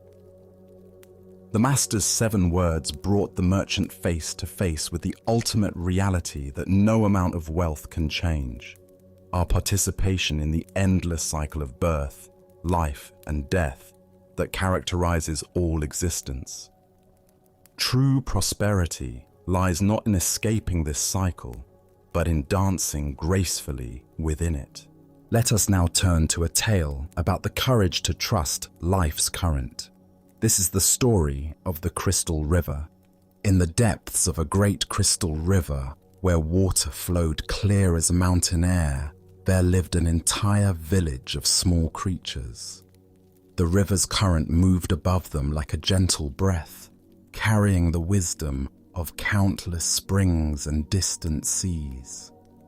Young and old, rich and poor, all made their home along the sandy bottom, each creature grasping tightly to stones, branches, and roots. For generations, clinging had been their way of survival. Every creature learned from birth to wrap their appendages around river rocks and fallen wood. "Hold on," the elders would say. "The current is dangerous. It will sweep you away to places unknown." Safety lies in staying exactly where you are. But one small creature grew weary of this endless grasping. Day after day, he watched the current flow overhead, seeing how it moved with such purpose and grace. While his neighbors complained about the effort required to maintain their grip, he found himself wondering what it might feel like to trust that flowing water. "I am tired of clinging," he announced one morning. "Though I cannot see where it leads, I trust that the current knows its destination. I shall let go and allow it to carry me where it will, for I fear that if I continue clinging, I shall die of boredom before I ever truly live." The other creatures gasped in horror. "Fool!" they cried. "Let go, and that current will tumble you mercilessly across the rocks below. You will be battered and broken, dying far more quickly than any boredom could kill you." But the small creature had made his decision. Taking one last look at his neighbors, he released his grip on the familiar stone. Immediately, the current seized him, and just as the others had predicted, he was tumbled and tossed across the rocky bottom. His small body struck stone after stone, each impact bringing pain he had never experienced while safely clinging. Yet something remarkable began to happen. As the creature continued to surrender to the current's power, refusing to grab for new anchors despite his pain, the water gradually lifted him higher from the dangerous bottom.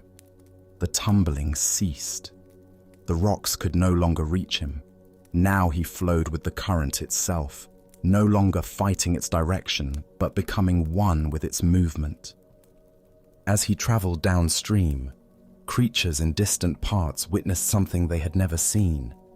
Here was one of their own kind, yet he appeared to be flying through the water, moving with the elegant power of the current itself. "See a miracle!" they called out. "A creature like ourselves, yet he soars. Surely he is the Messiah, come to save us all." The flowing creature heard their cries and felt compassion for their misunderstanding. "I am no more Messiah than any of you," he called back. "The river delights in lifting us all free, if only we dare to let go. Our true work is not clinging to the bottom, but embracing this voyage, this grand adventure of trust and flow." But the creatures only cried louder, "Savior, Savior!" Even as they spoke, they tightened their grips on rocks and roots. They watched until he disappeared around a bend, then began weaving legends about the miraculous Savior who had briefly graced their village. Buddha's wisdom reminds us, you only lose what you cling to. This ancient teaching illuminates the profound paradox at the heart of human experience. We spend our lives grasping for security and control, believing that our safety depends on holding tight to familiar circumstances. Yet in this very grasping, we create the suffering we seek to avoid. Why do we cling so desperately when the current offers to carry us toward unknown adventures? Zen Buddhism reveals that from early childhood, we learn the known is safe and the unknown dangerous. This conditioning becomes a spiritual obstacle when it prevents growth beyond familiar limitations. We also suffer from the illusion of control, believing that by grasping circumstances, relationships, and identities, we can stop the natural flow of change. This creates enormous tension because it puts us in opposition to reality itself. Life is constant movement, and when we resist this truth, we exhaust ourselves fighting currents far more powerful than our individual will. Consider the areas of your life where you find yourself clinging. Perhaps it's a relationship that has outgrown its original form, a career that no longer brings joy, or an image of yourself that now constrains your growth. The current of change will flow whether we resist it or not. Our choice is whether to exhaust ourselves in futile opposition or discover the grace available in conscious surrender. The Buddha said, "Nothing is permanent except change." Water doesn't fight the mountainside. It finds the natural pathway down. When we learn to move with life's current rather than against it, we discover effortless effectiveness that rigid resistance can never achieve. Tonight, as you rest in this moment's stillness, what might you be ready to release? Perhaps it's a worry about tomorrow's challenges, a resentment from yesterday's disappointments, or a way of defining yourself that has grown too small. Can you feel into the current of this moment's aliveness and trust its direction? As the Buddha taught, let go of what has passed. Let go of what may come. Let go of what is happening now. Relax right now and rest. In this trust, we discover that the current we feared would destroy us is actually the very force that can carry us home to our true nature. Now, let us explore a story about the difference between submission and genuine understanding. This is the lesson of the proud priest and the gentle master. Master Bankei had gained quite a reputation throughout the region. Unlike other teachers who filled their talks with complex philosophical arguments and lengthy quotations from ancient texts, Bankei spoke directly from his heart to the hearts of his listeners. His words were simple but profound, accessible to farmers and scholars alike. People from all walks of life, merchants, servants, samurai, and monks, gathered to hear him speak about the natural peace that exists within every person. The master's growing popularity began to trouble a priest from the Nichiren sect, whose own temple had grown noticeably emptier as his followers left to hear about Zen. This priest had built his identity around being learned, respected, and obeyed. He prided himself on his knowledge of scriptures and his ability to win theological debates. The idea that a simple Zen teacher could attract his devoted followers with plain speaking felt like a personal insult. Determined to expose what he assumed must be shallow teaching disguised as wisdom, the Nichiren priest stormed into one of Bankei's gatherings. He pushed through the crowd of seated listeners, his robes billowing dramatically, his face stern with righteous indignation. The peaceful atmosphere of quiet attention was suddenly charged with tension as people turned to see what was happening. "Hey, Zen teacher!" the priest called out loudly, his voice echoing through the hall. The deliberate rudeness of his address was unmistakable. He was treating the revered master like a common street performer. "Wait just a minute. I have something to say to you." Bankei looked up calmly from where he sat, showing no sign of irritation or defensiveness at the interruption. His eyes held the same gentle attention he gave to every person who approached him, whether they came with genuine questions or hostile challenges. "All these people here respect you and will obey whatever you say," the priest continued, his voice growing louder as he warmed to his challenge. "But a man like myself does not respect you at all. Can you make me obey you? Can your so-called wisdom compel someone who sees through your simple tricks?" The crowd held its breath, expecting either an angry response or a learned rebuttal that would put this arrogant challenger in his place. Instead, Bankei smiled with what appeared to be genuine warmth and curiosity. "Please come up beside me," the master said gently, "and I will show you." The priest, feeling triumphant, that he had provoked a response, and confident in his ability to expose whatever manipulation was about to unfold, proudly pushed his way through the crowd to the front of the hall. He stood beside the master's simple cushion, his chest puffed out with self-importance, ready to demonstrate his independence from this supposed authority. "Thank you," Bankei said with the same gentle smile. "Now we might hear each other better if you come over to my left side. Please step over here." Without thinking, the priest moved to Bankai's left side. It seemed like a reasonable request after all. "Actually," Bankei continued thoughtfully, "perhaps we could speak more clearly if you were on my right side instead. Would you mind stepping over there?" Again, the priest complied automatically. It was such a small, sensible adjustment that he didn't even notice he was following instructions. Bankei's smile deepened, his eyes twinkling with gentle amusement. "You see," he observed quietly, "you are already obeying me. And I think you are actually a very gentle, cooperative person. Now please sit down and listen to what I have to share." The priest stood frozen, suddenly realizing what had just happened. He had come to demonstrate his independence and superiority, but had instead revealed his natural willingness to respond cooperatively to kind, reasonable requests. His whole argument had dissolved not through force or clever rhetoric, but through his own unconscious behavior.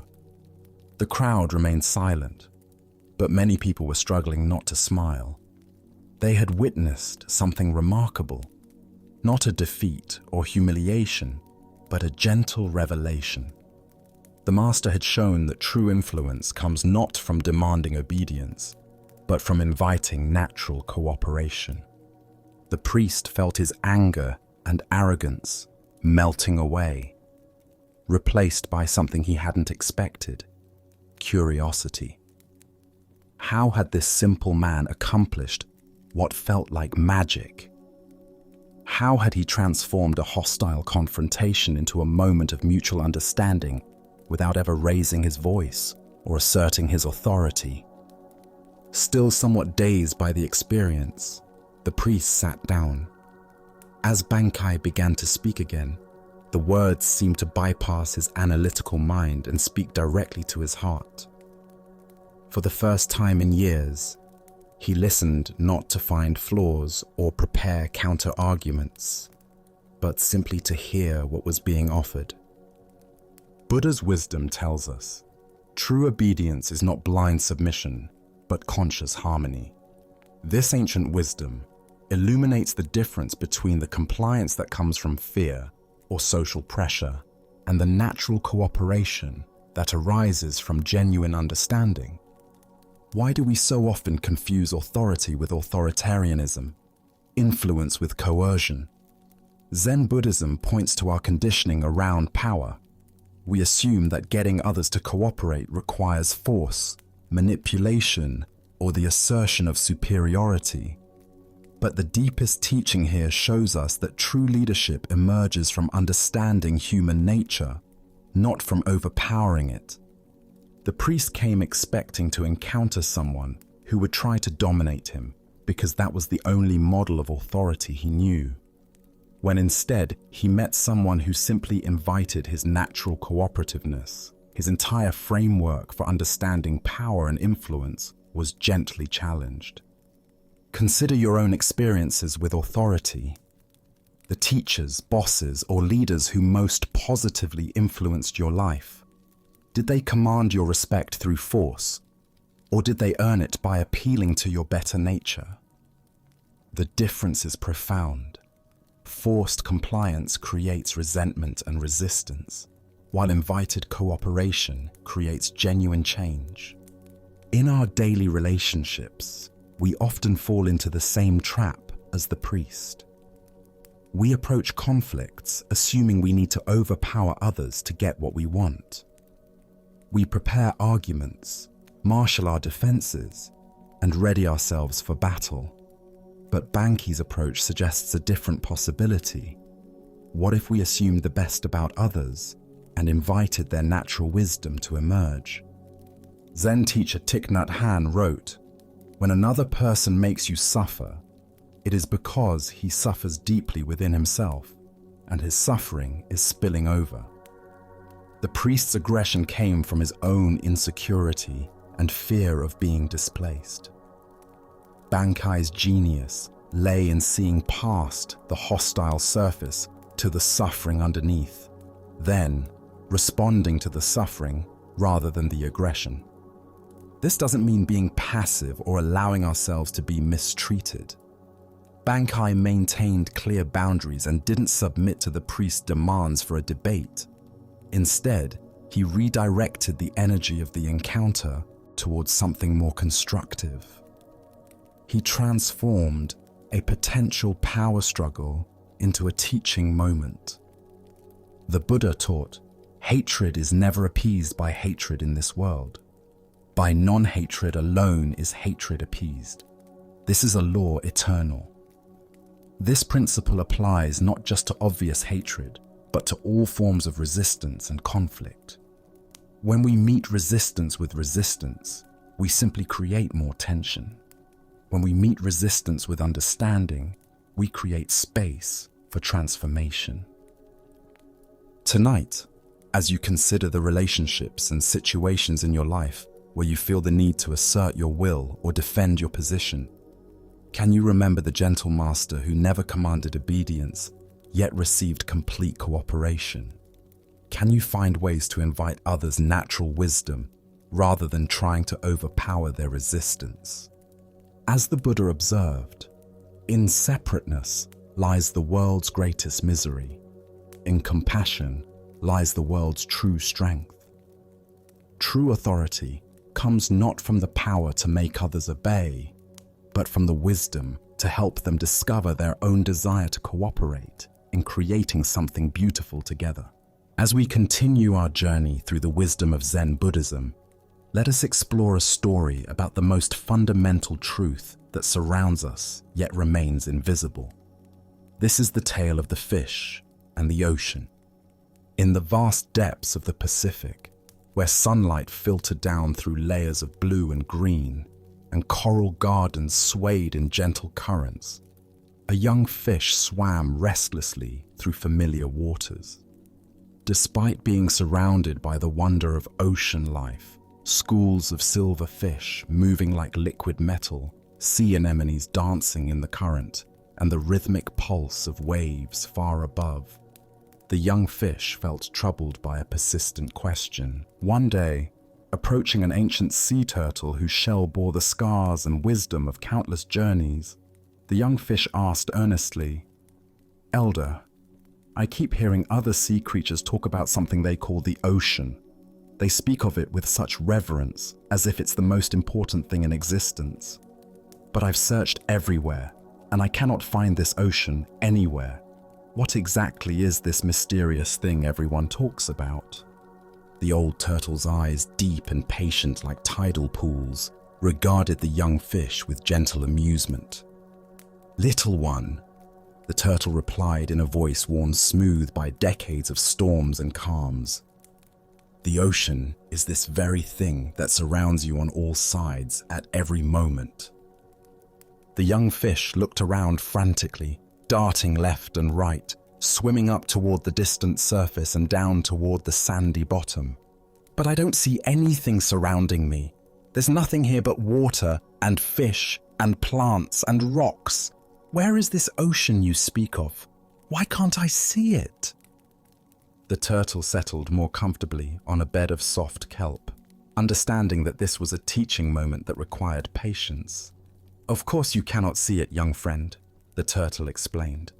"The ocean is both inside and outside of you. You were born in the ocean. You breathe the ocean. You are nourished by the ocean. And one day you will return to the ocean. The ocean flows through your gills and around your body just as naturally as your own scales cover your skin. It is so much a part of you that it has become invisible. The young fish paused, beginning to sense something vast and fundamental that had been present all along but remained unnamed.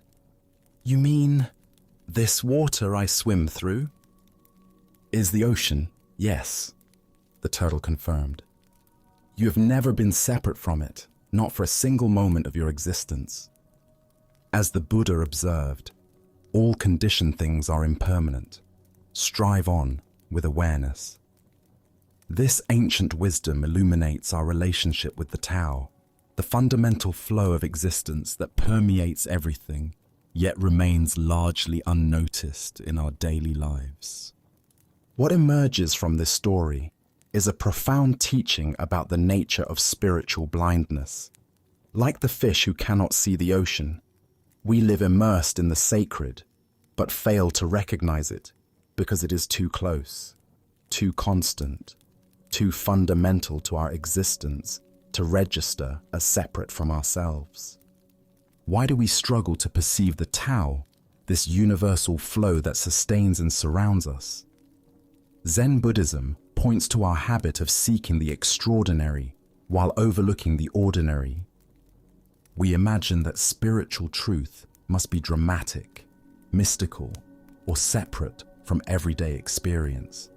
We look for God in burning bushes while missing the divine presence in morning coffee, in the breath entering our lungs, in the simple fact of awareness itself.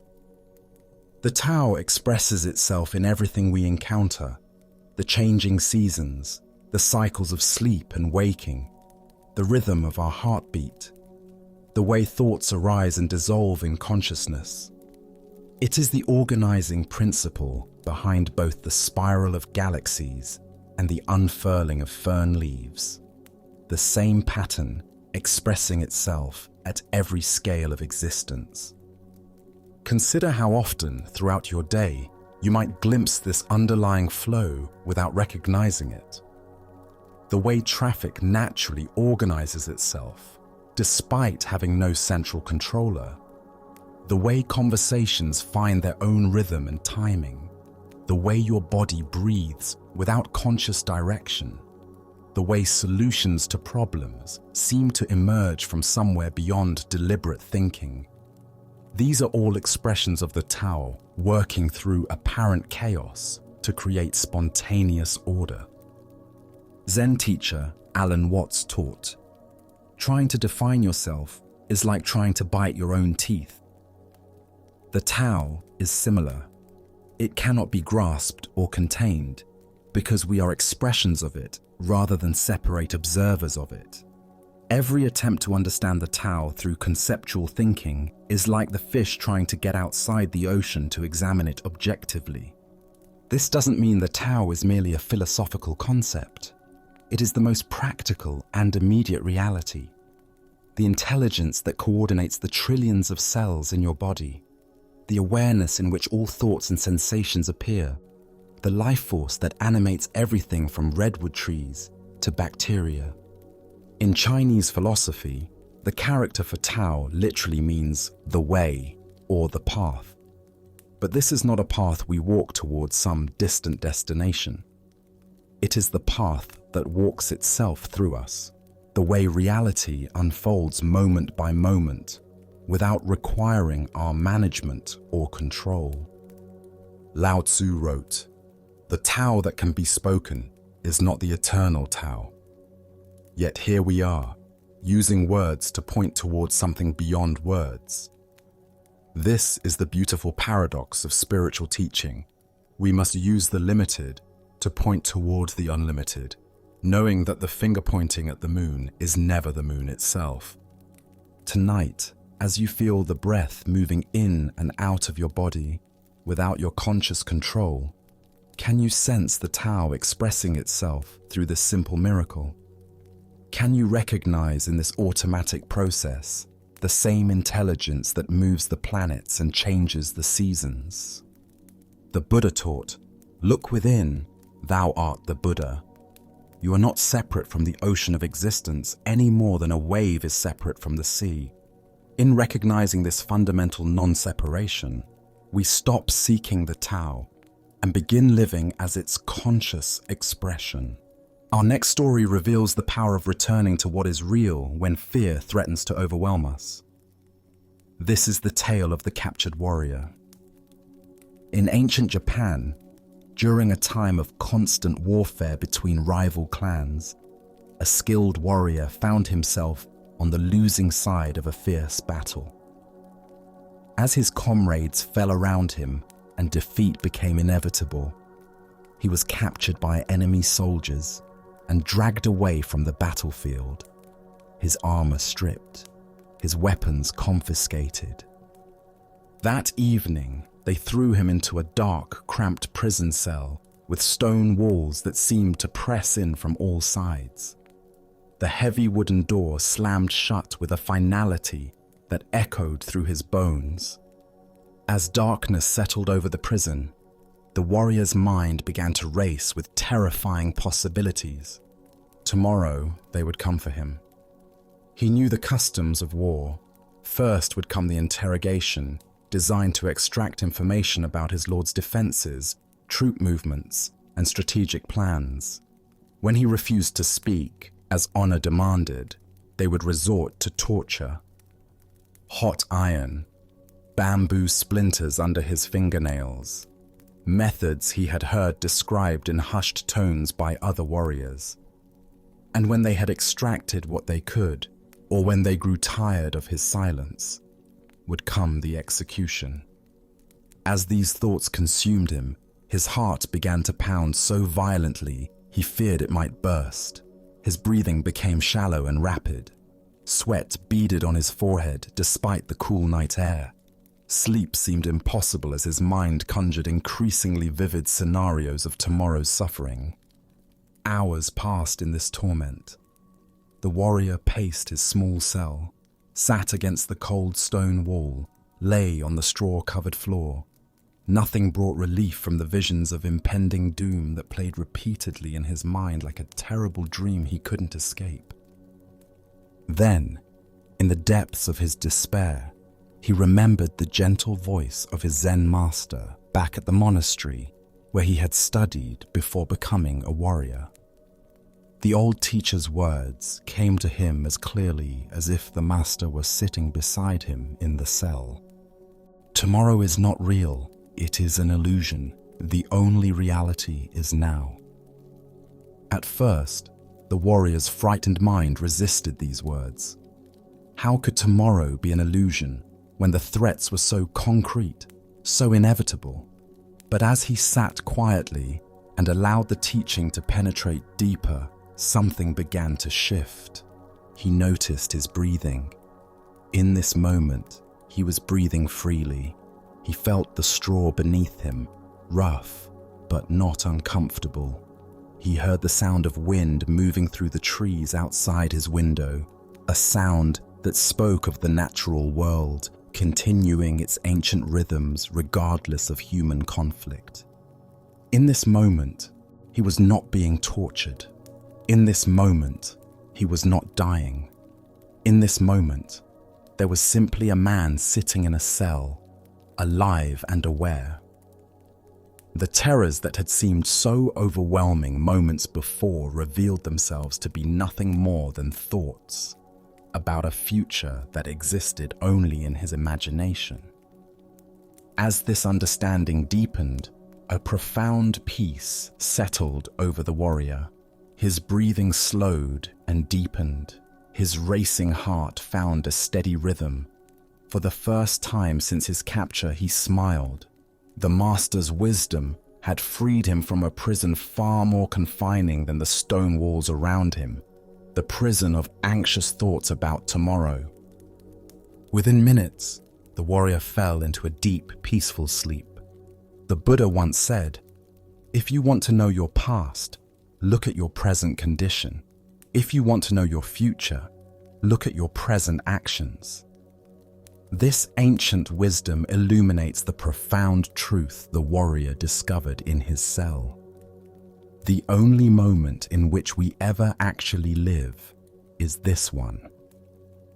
Why do we torture ourselves with endless scenarios about the future? Zen Buddhism explains that our minds evolved as survival mechanisms, constantly scanning for threats and planning for protection. While this capacity serves us in genuine emergencies, it becomes a source of suffering when we mistake mental projections for reality.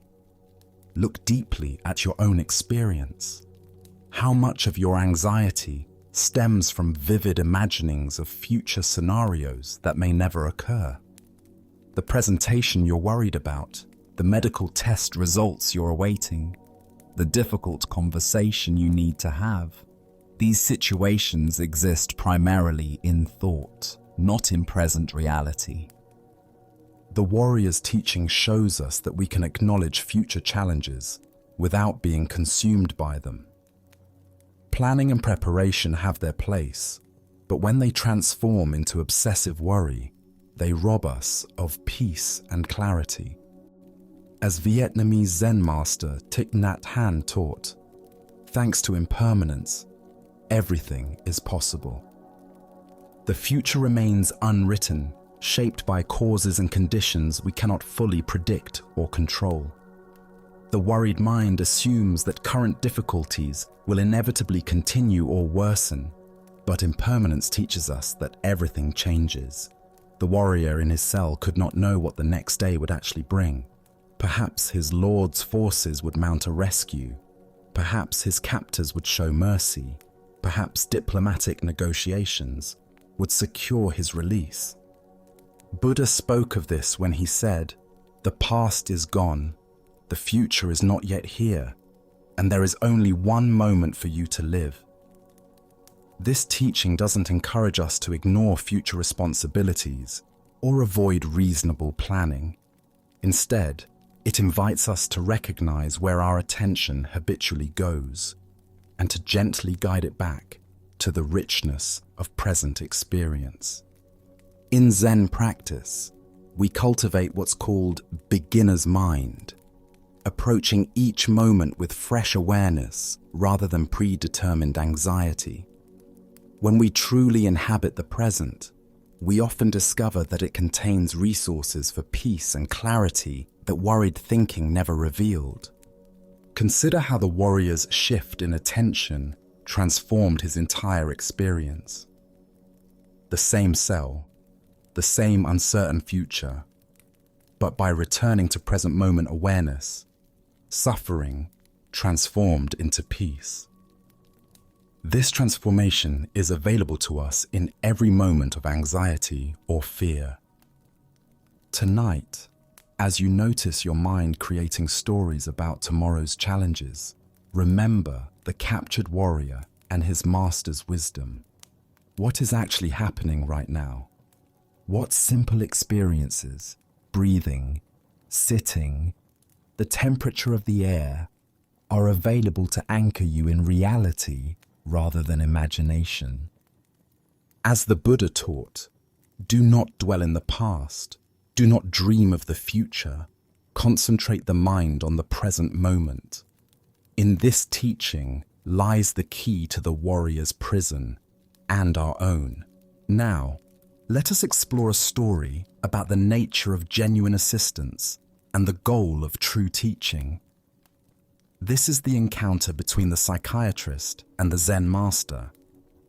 At a gathering of professionals and spiritual teachers, a psychiatrist found himself in conversation with a renowned Zen master.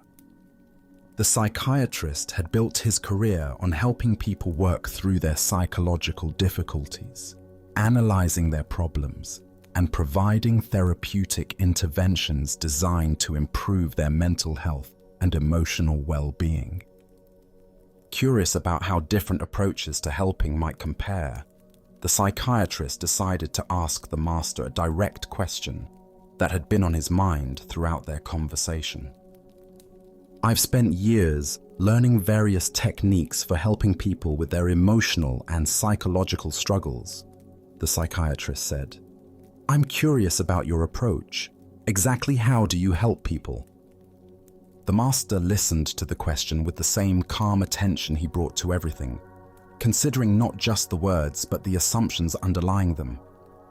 After a moment of thoughtful silence, he offered a response that was both simple and profound. "I get them to a place where they can't ask any more questions," the master replied.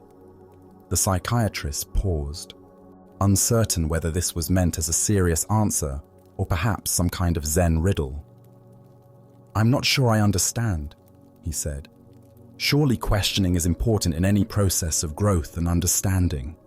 The master smiled gently. Questions arise from the mind that believes it lacks something. When someone reaches the place where questions naturally cease, they have found what they were truly seeking all along.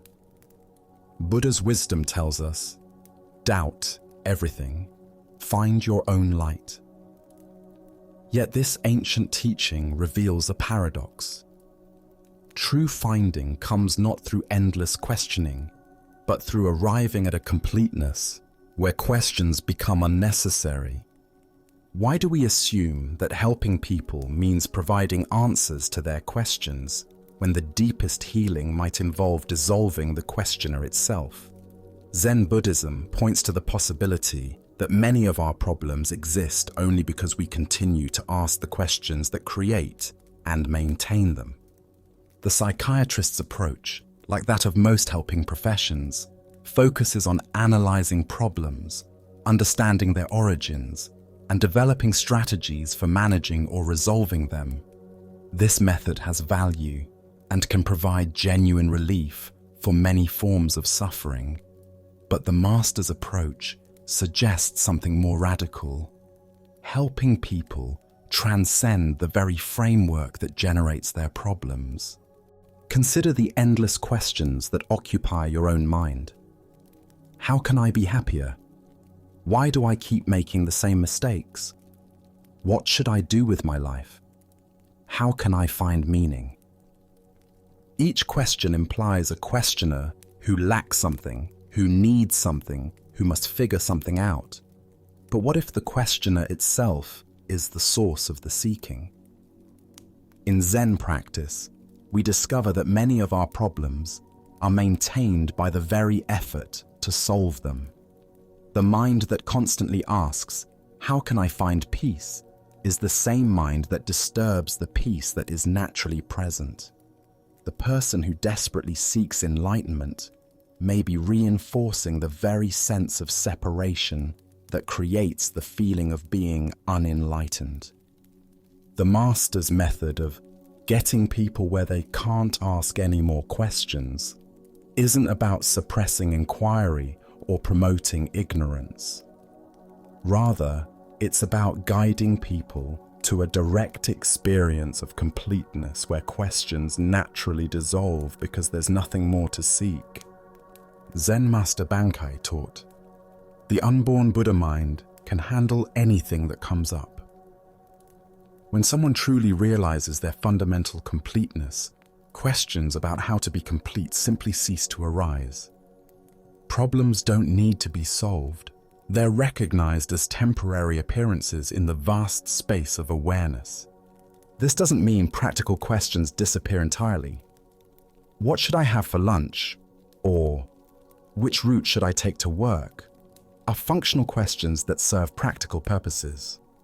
The questions that cease are the existential ones that arise from a fundamental sense of lack or incompleteness. The Buddha said, "There is nothing to do, nothing to gain, nothing to lose." This teaching points to the same understanding the master was indicating. True help comes not from giving people more to do or figure out, but from helping them realize they are already what they seek. Look deeply at your own relationship with questions and seeking. How much of your mental energy goes toward trying to solve the problem of your life rather than living it? What would remain if you stopped asking the questions that assume something is fundamentally wrong or missing? The psychiatrist helps by analyzing and providing tools. The master helps by pointing to what needs no analysis or improvement. Both approaches can serve, but the master's method aims for the root rather than the branches. dissolving the seeker rather than satisfying the seeking. Tonight, as you notice the questions that typically occupy your mind, can you sense what lies beneath them? Can you find the space of awareness that exists prior to all questions? The completeness that needs no answers because it lacks nothing. As the Buddha observed, peace comes from within. Do not seek it without. The deepest help we can receive or offer others is the recognition that what we seek has never been absent. Questions cease, not because they've been answered, but because the one who was asking them discovers there was never actually anything to ask about. Now, let us experience a Zen story about the unexpected nature of enlightenment. This is the kitchen monk's realization. In the serene mountains surrounding Lake Hakone stood a great monastery known throughout Japan for its rigorous practice and deep wisdom.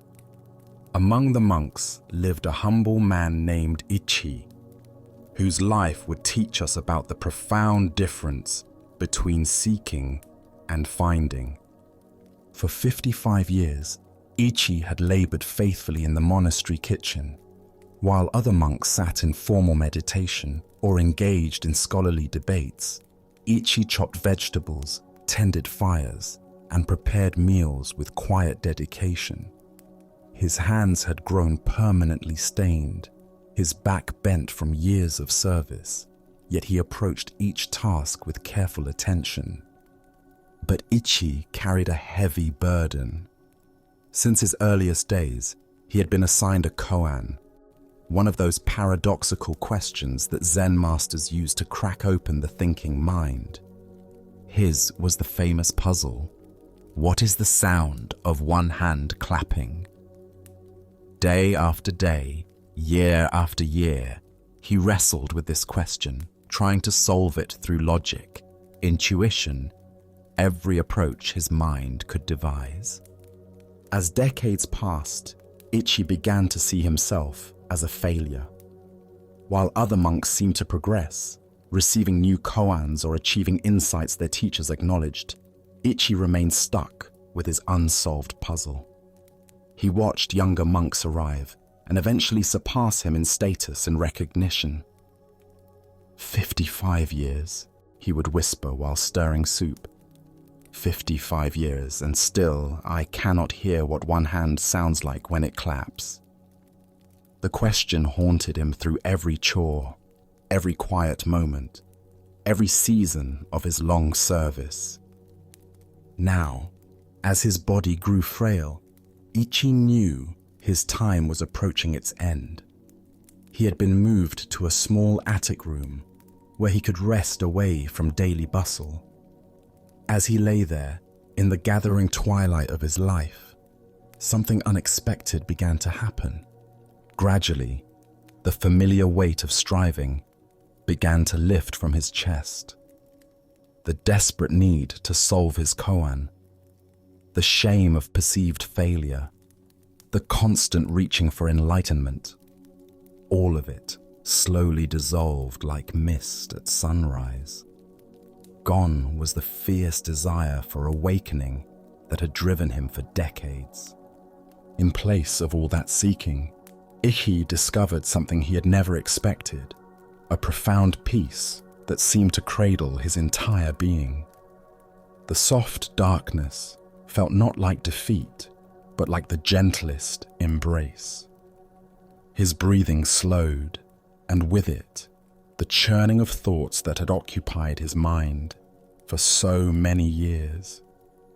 It was in this exquisite silence, when there remained no more questions nor need for answers, when even the need for breathing seemed to fade into quiet acceptance, that Ichi finally heard it. The whooshing silence of one hand clapping filled his awareness, not as a sound, but as the very nature of existence itself, the sound that had been present all along beneath all the noise of seeking. Buddha spoke of this when he said, "Cease to cherish opinions, and you will achieve enlightenment." Here we discover that enlightenment isn't something we attain through effort, but something we uncover when the effort finally ceases. Why do we struggle so intensely with the very seeking that prevents us from finding what we seek? The mind creates a fundamental split between the seeker and the sought, keeping us perpetually reaching for something we imagine exists elsewhere, in some future moment when we'll finally get it. Ichi's story illuminates what Zen calls beginner's mind, the fresh awareness that exists before we complicate it with goals and achievements. For 55 years, he had sophisticated simple presence into complex spiritual ambition.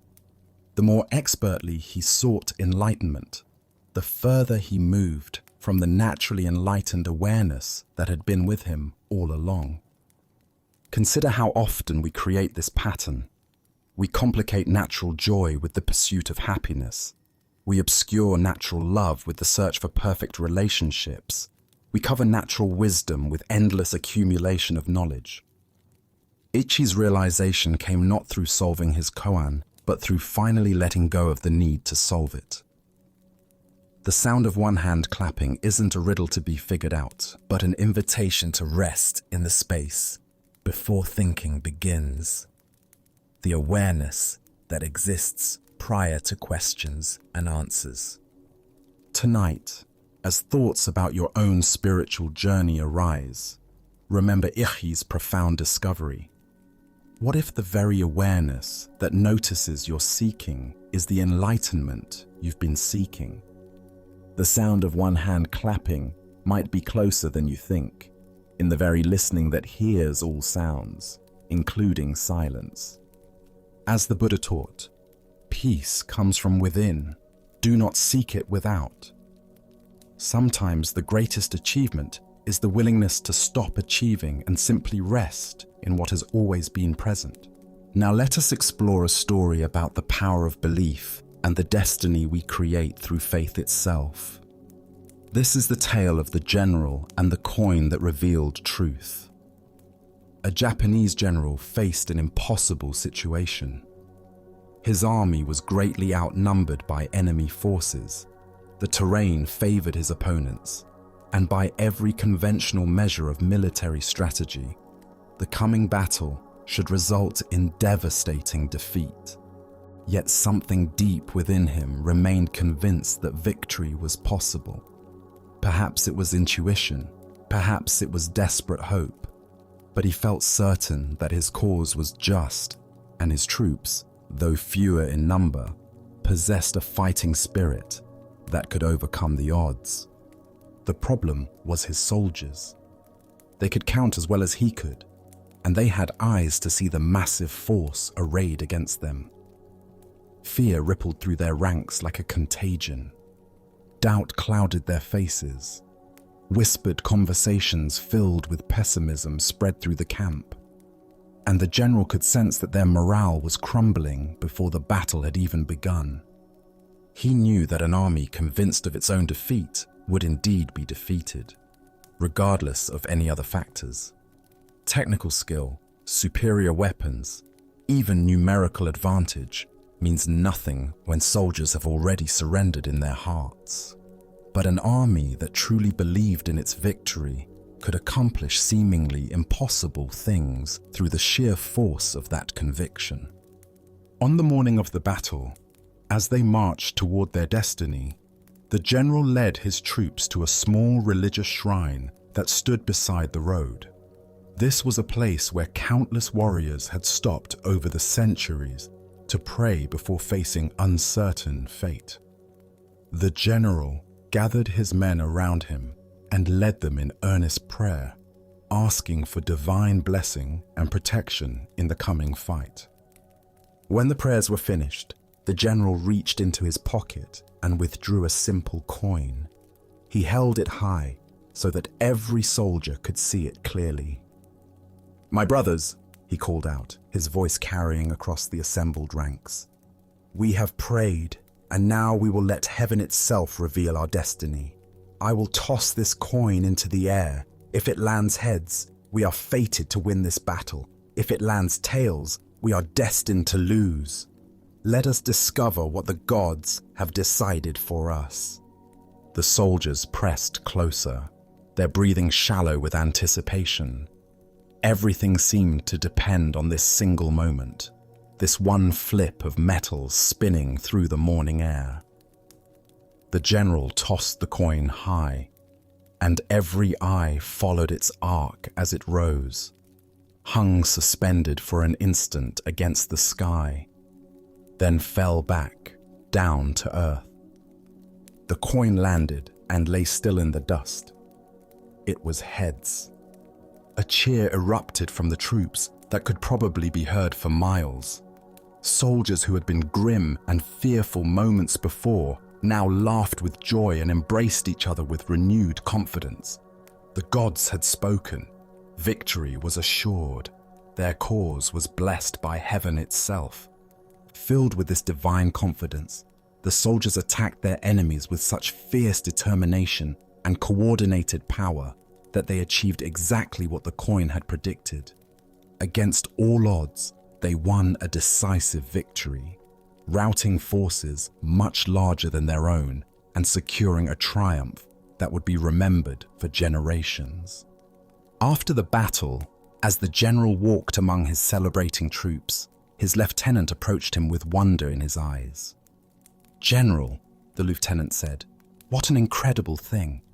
The coin revealed our true destiny, just as you said it would. Surely no human power can change what heaven has decreed."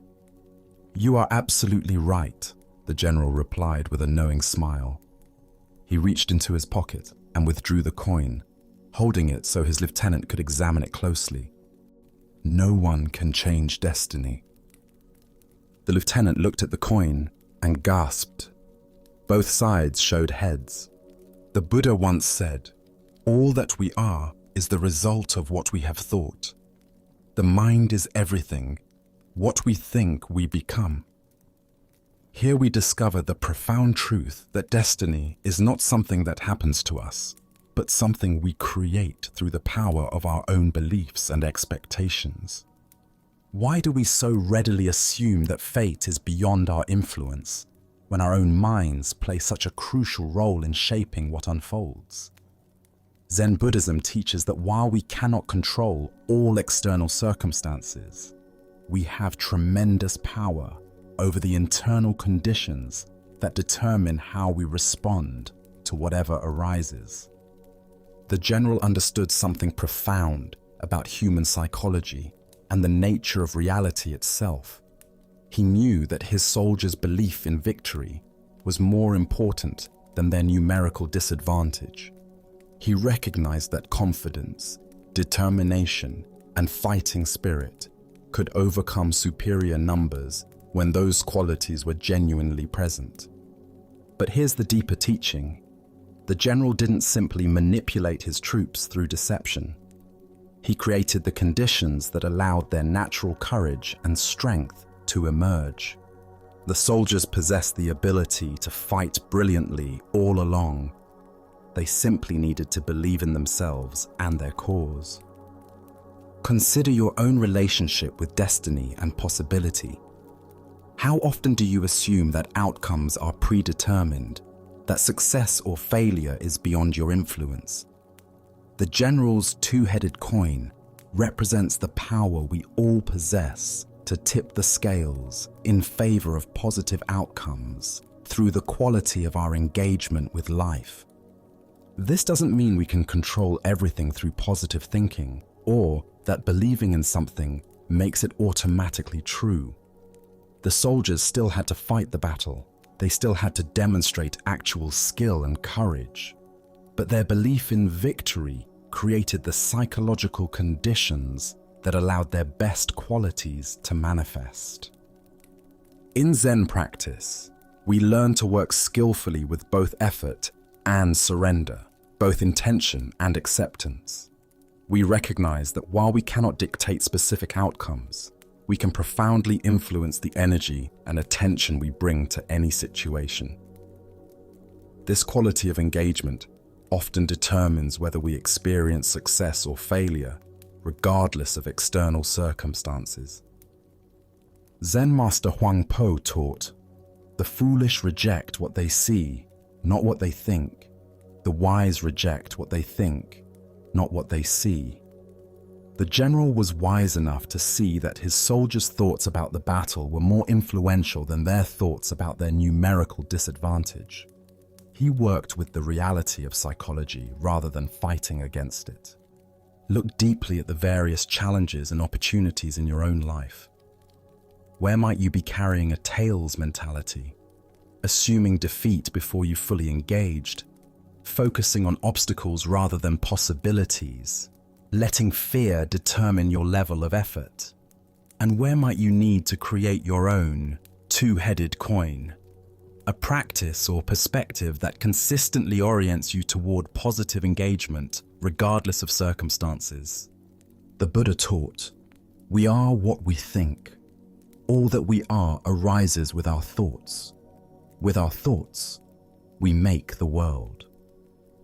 This isn't magical thinking, but recognition of the creative power of consciousness itself. When we approach situations with genuine confidence, clarity, and commitment, we often discover capabilities we didn't know we possessed. Tonight, as you consider the battles you're facing and the outcomes you're hoping for, can you find your own version of the general's wisdom?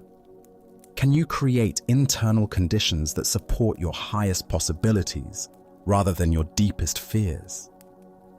Can you recognize that while you cannot control destiny, you have profound influence over the beliefs and attitudes that shape how destiny unfolds through you? Buddha's wisdom reminds us, thousands of candles can be lighted from a single candle, and the life of the candle will not be shortened. Happiness never decreases by being shared. The general's confidence lit the flame of belief in every soldier's heart. Sometimes the most powerful thing we can do is create the conditions that allow others and ourselves to discover the strength that was there all along. Let us now turn to a story about the relationship between outer circumstances and inner cultivation. This is the tale of the horse and the mind, in a remote mountain region where execution grounds served as sobering reminders of mortality. Zen master Bankai sought to test the depth of his spiritual realization. For several nights, he sat in meditation beneath a wooden crucifix, using the proximity of death to penetrate more deeply into the nature of existence. After completing this intense retreat, Bankai made his way to a nearby area where he could rest. He found a peaceful spot on an embankment surrounding a horse corral where he lay down to continue his contemplation under the open sky. As he rested there, absorbed in profound silence, a harsh sound shattered his peace. From within the corral came the violent sounds of a warrior brutally beating his horse.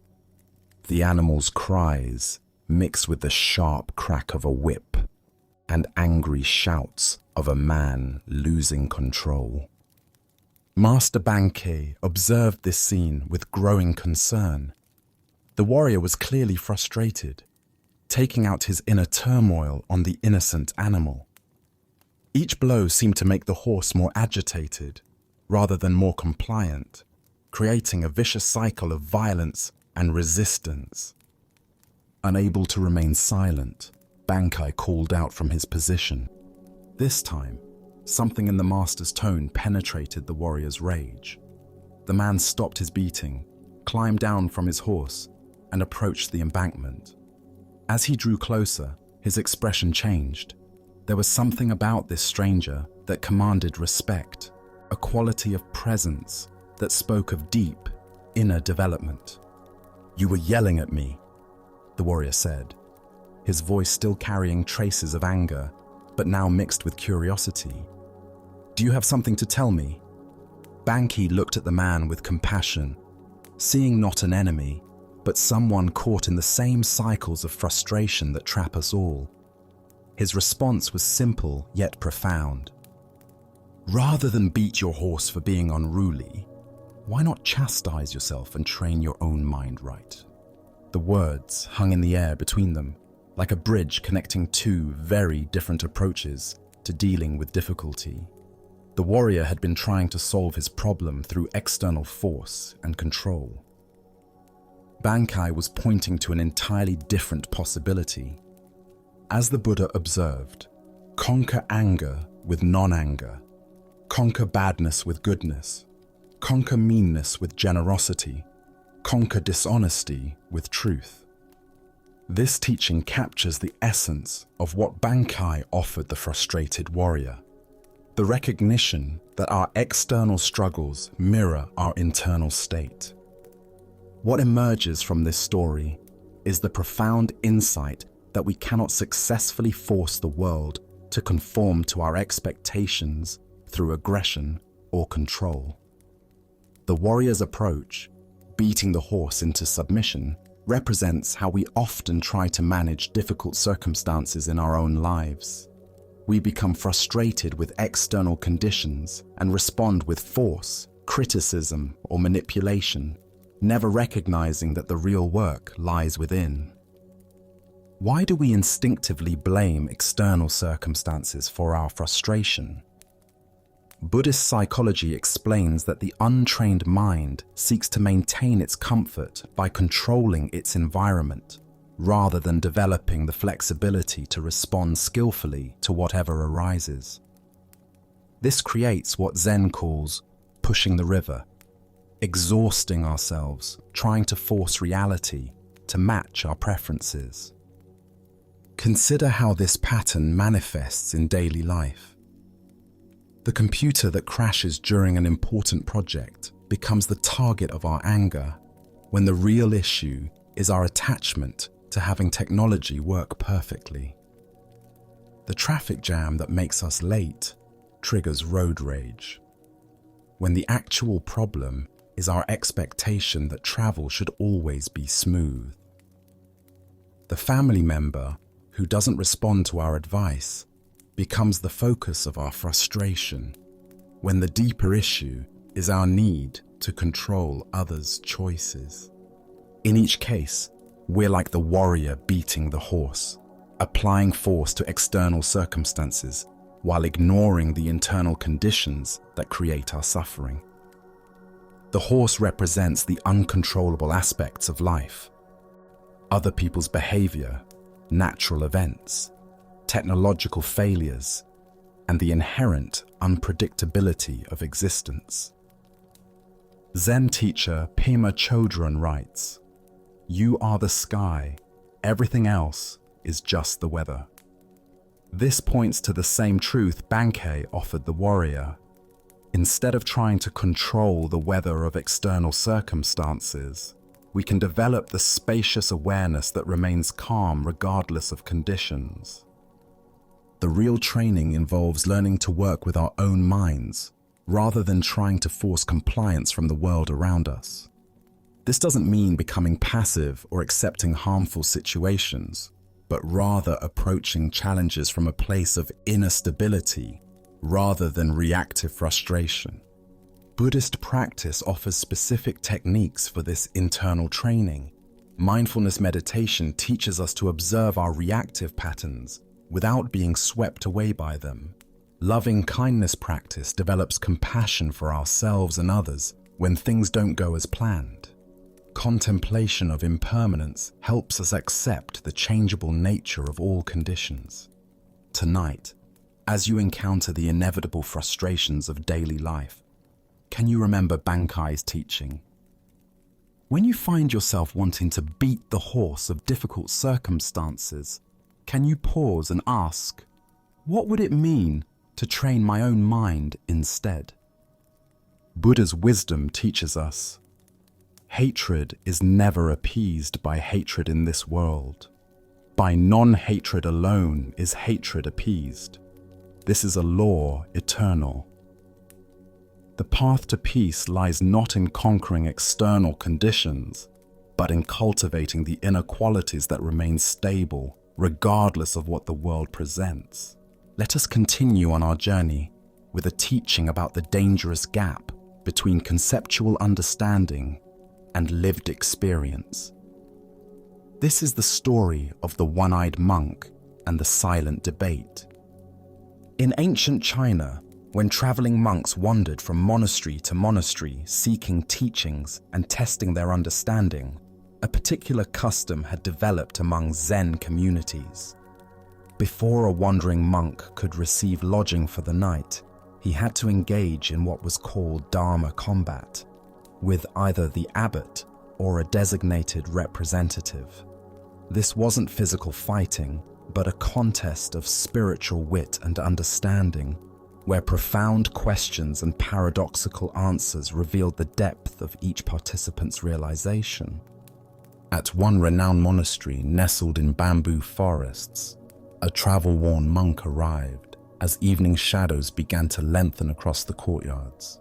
His robes were dusty from mountain paths, his straw sandals worn thin, but his eyes carried the alert brightness of someone genuinely seeking deeper understanding.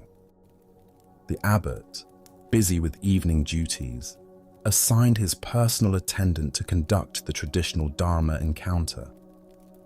This attendant had served the monastery faithfully for many years, though he possessed what others might consider a disadvantage. He had lost one eye in an accident during his youth. Despite this physical limitation, or perhaps because of the clarity it had brought to his inner vision, he had developed profound insight into the Buddha's teachings. When the two monks met in the monastery's formal reception hall, the traveling monk proposed something unusual.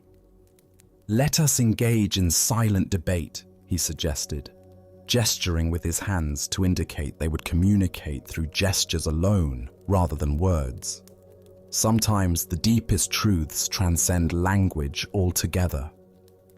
The attendant nodded agreement, and they began their wordless exchange.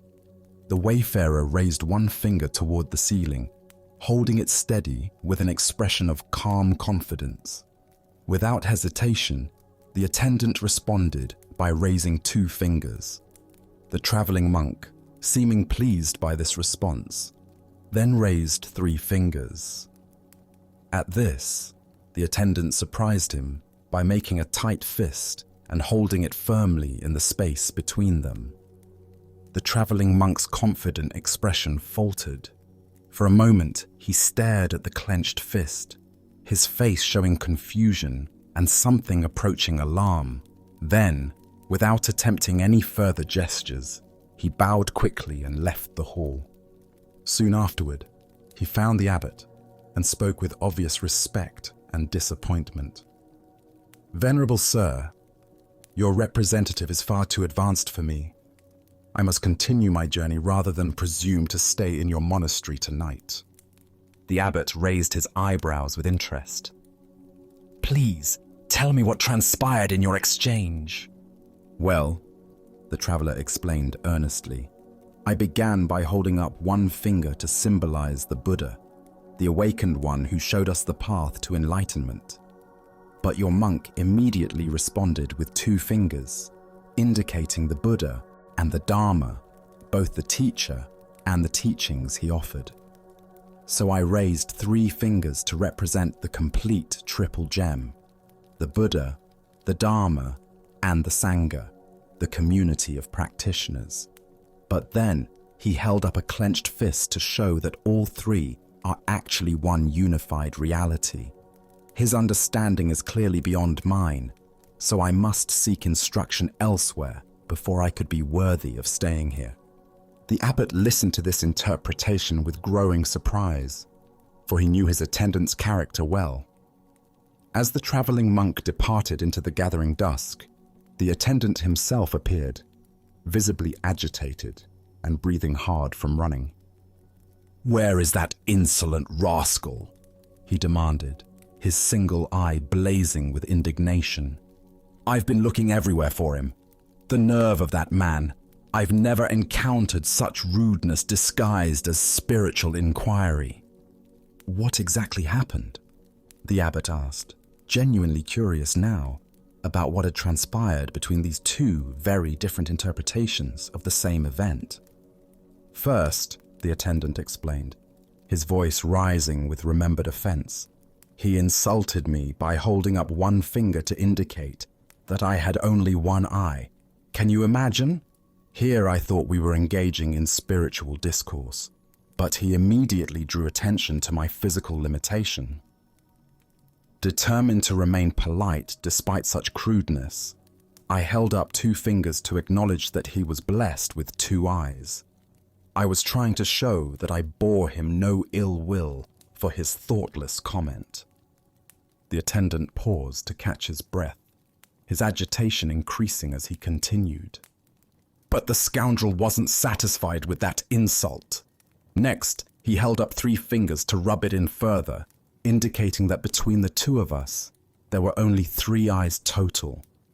He was deliberately emphasizing our difference, making sure I couldn't forget my disability. That's when I'd had enough. I made a fist because I was about to hit him for his persistent rudeness. But the coward saw what was coming and ran off before I could teach him proper manners.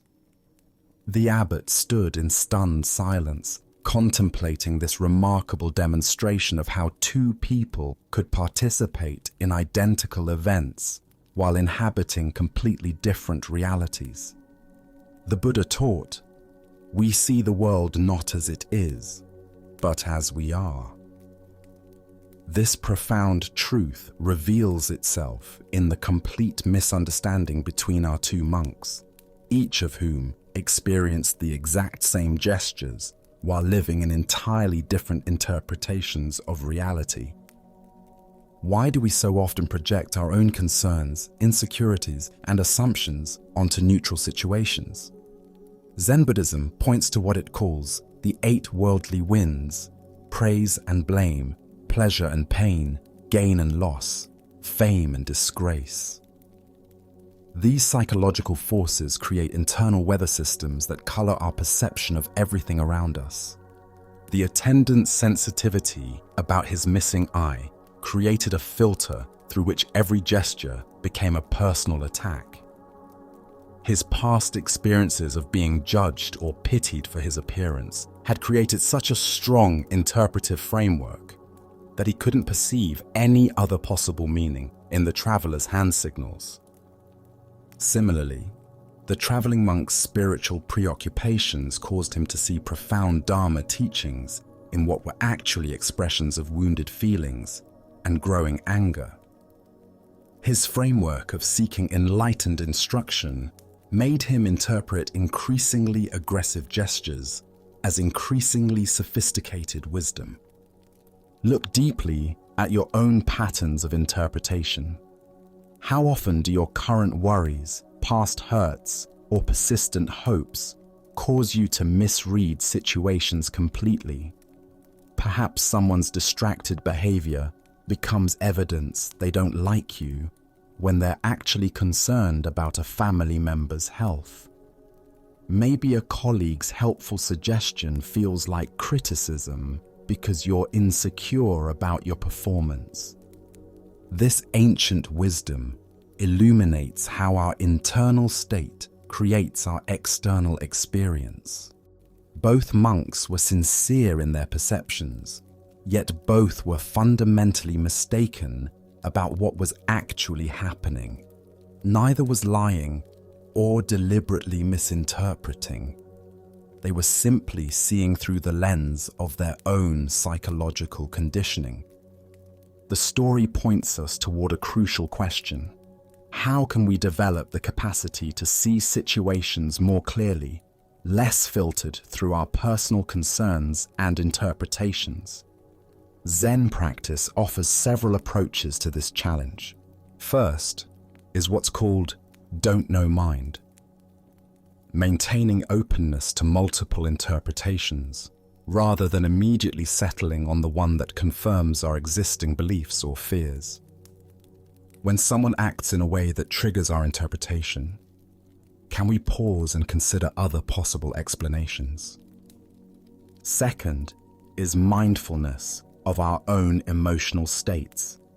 The attendant might have noticed his rising sensitivity about his appearance and recognized how this was coloring his perception. The traveler might have observed his eagerness to find profound teachings and questioned whether he was seeing wisdom where none existed. Zen Master Bankei taught, "Your everyday mind, that is the way." This teaching invites us to examine the very mind that creates these interpretations, rather than constantly trying to figure out the correct interpretation of external events. The Buddha said, "Hatred is never appeased by hatred in this world. By non-hatred alone is hatred appeased. This is a law eternal." If the attendant had met the traveler's perceived insults with curiosity rather than defensiveness, if the traveler had questioned his assumptions about enlightened behavior, their encounter might have become a genuine teaching for both. Tonight, as you replay conversations and interactions from your day, can you notice how your own concerns and sensitivities might have shaped your interpretations? Can you sense the difference between what actually happened and the meaning your mind added to those events? As the Buddha taught, peace comes from within. Do not seek it without. By understanding how our internal weather creates our external storms, we discover the possibility of clear seeing that serves both wisdom and compassion. Tonight, as we draw these stories to a close, can you feel how the calm you've discovered isn't something you need to chase or achieve, but something that was always there, waiting quietly in your own awareness? Can you sense that the wisdom you've touched through these tales doesn't live only in ancient monasteries or distant mountains, but right here in your own mind, available whenever you remember to look? The Buddha taught us, the way is not in the sky, the way is in the heart. This truth reminds us that clarity and contentment don't require perfect conditions or special knowledge, but grow naturally from our willingness to meet this moment with open attention. Each story tonight has pointed to the same simple revelation, that struggle softens when we stop fighting reality, that freedom appears when we let go of what we cannot control, and that genuine peace unfolds when we see through our habitual patterns of resistance. Even when your thoughts wander, even when old worries try to resurface, the understanding you've absorbed tonight has taken root in your awareness, ready to offer guidance whenever you need it most.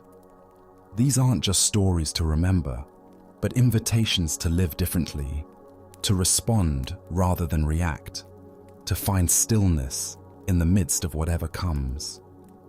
Notice, as you settle into rest, that these ancient lessons haven't revealed some distant goal, but have shown you how to be fully here, fully present, exactly as you are.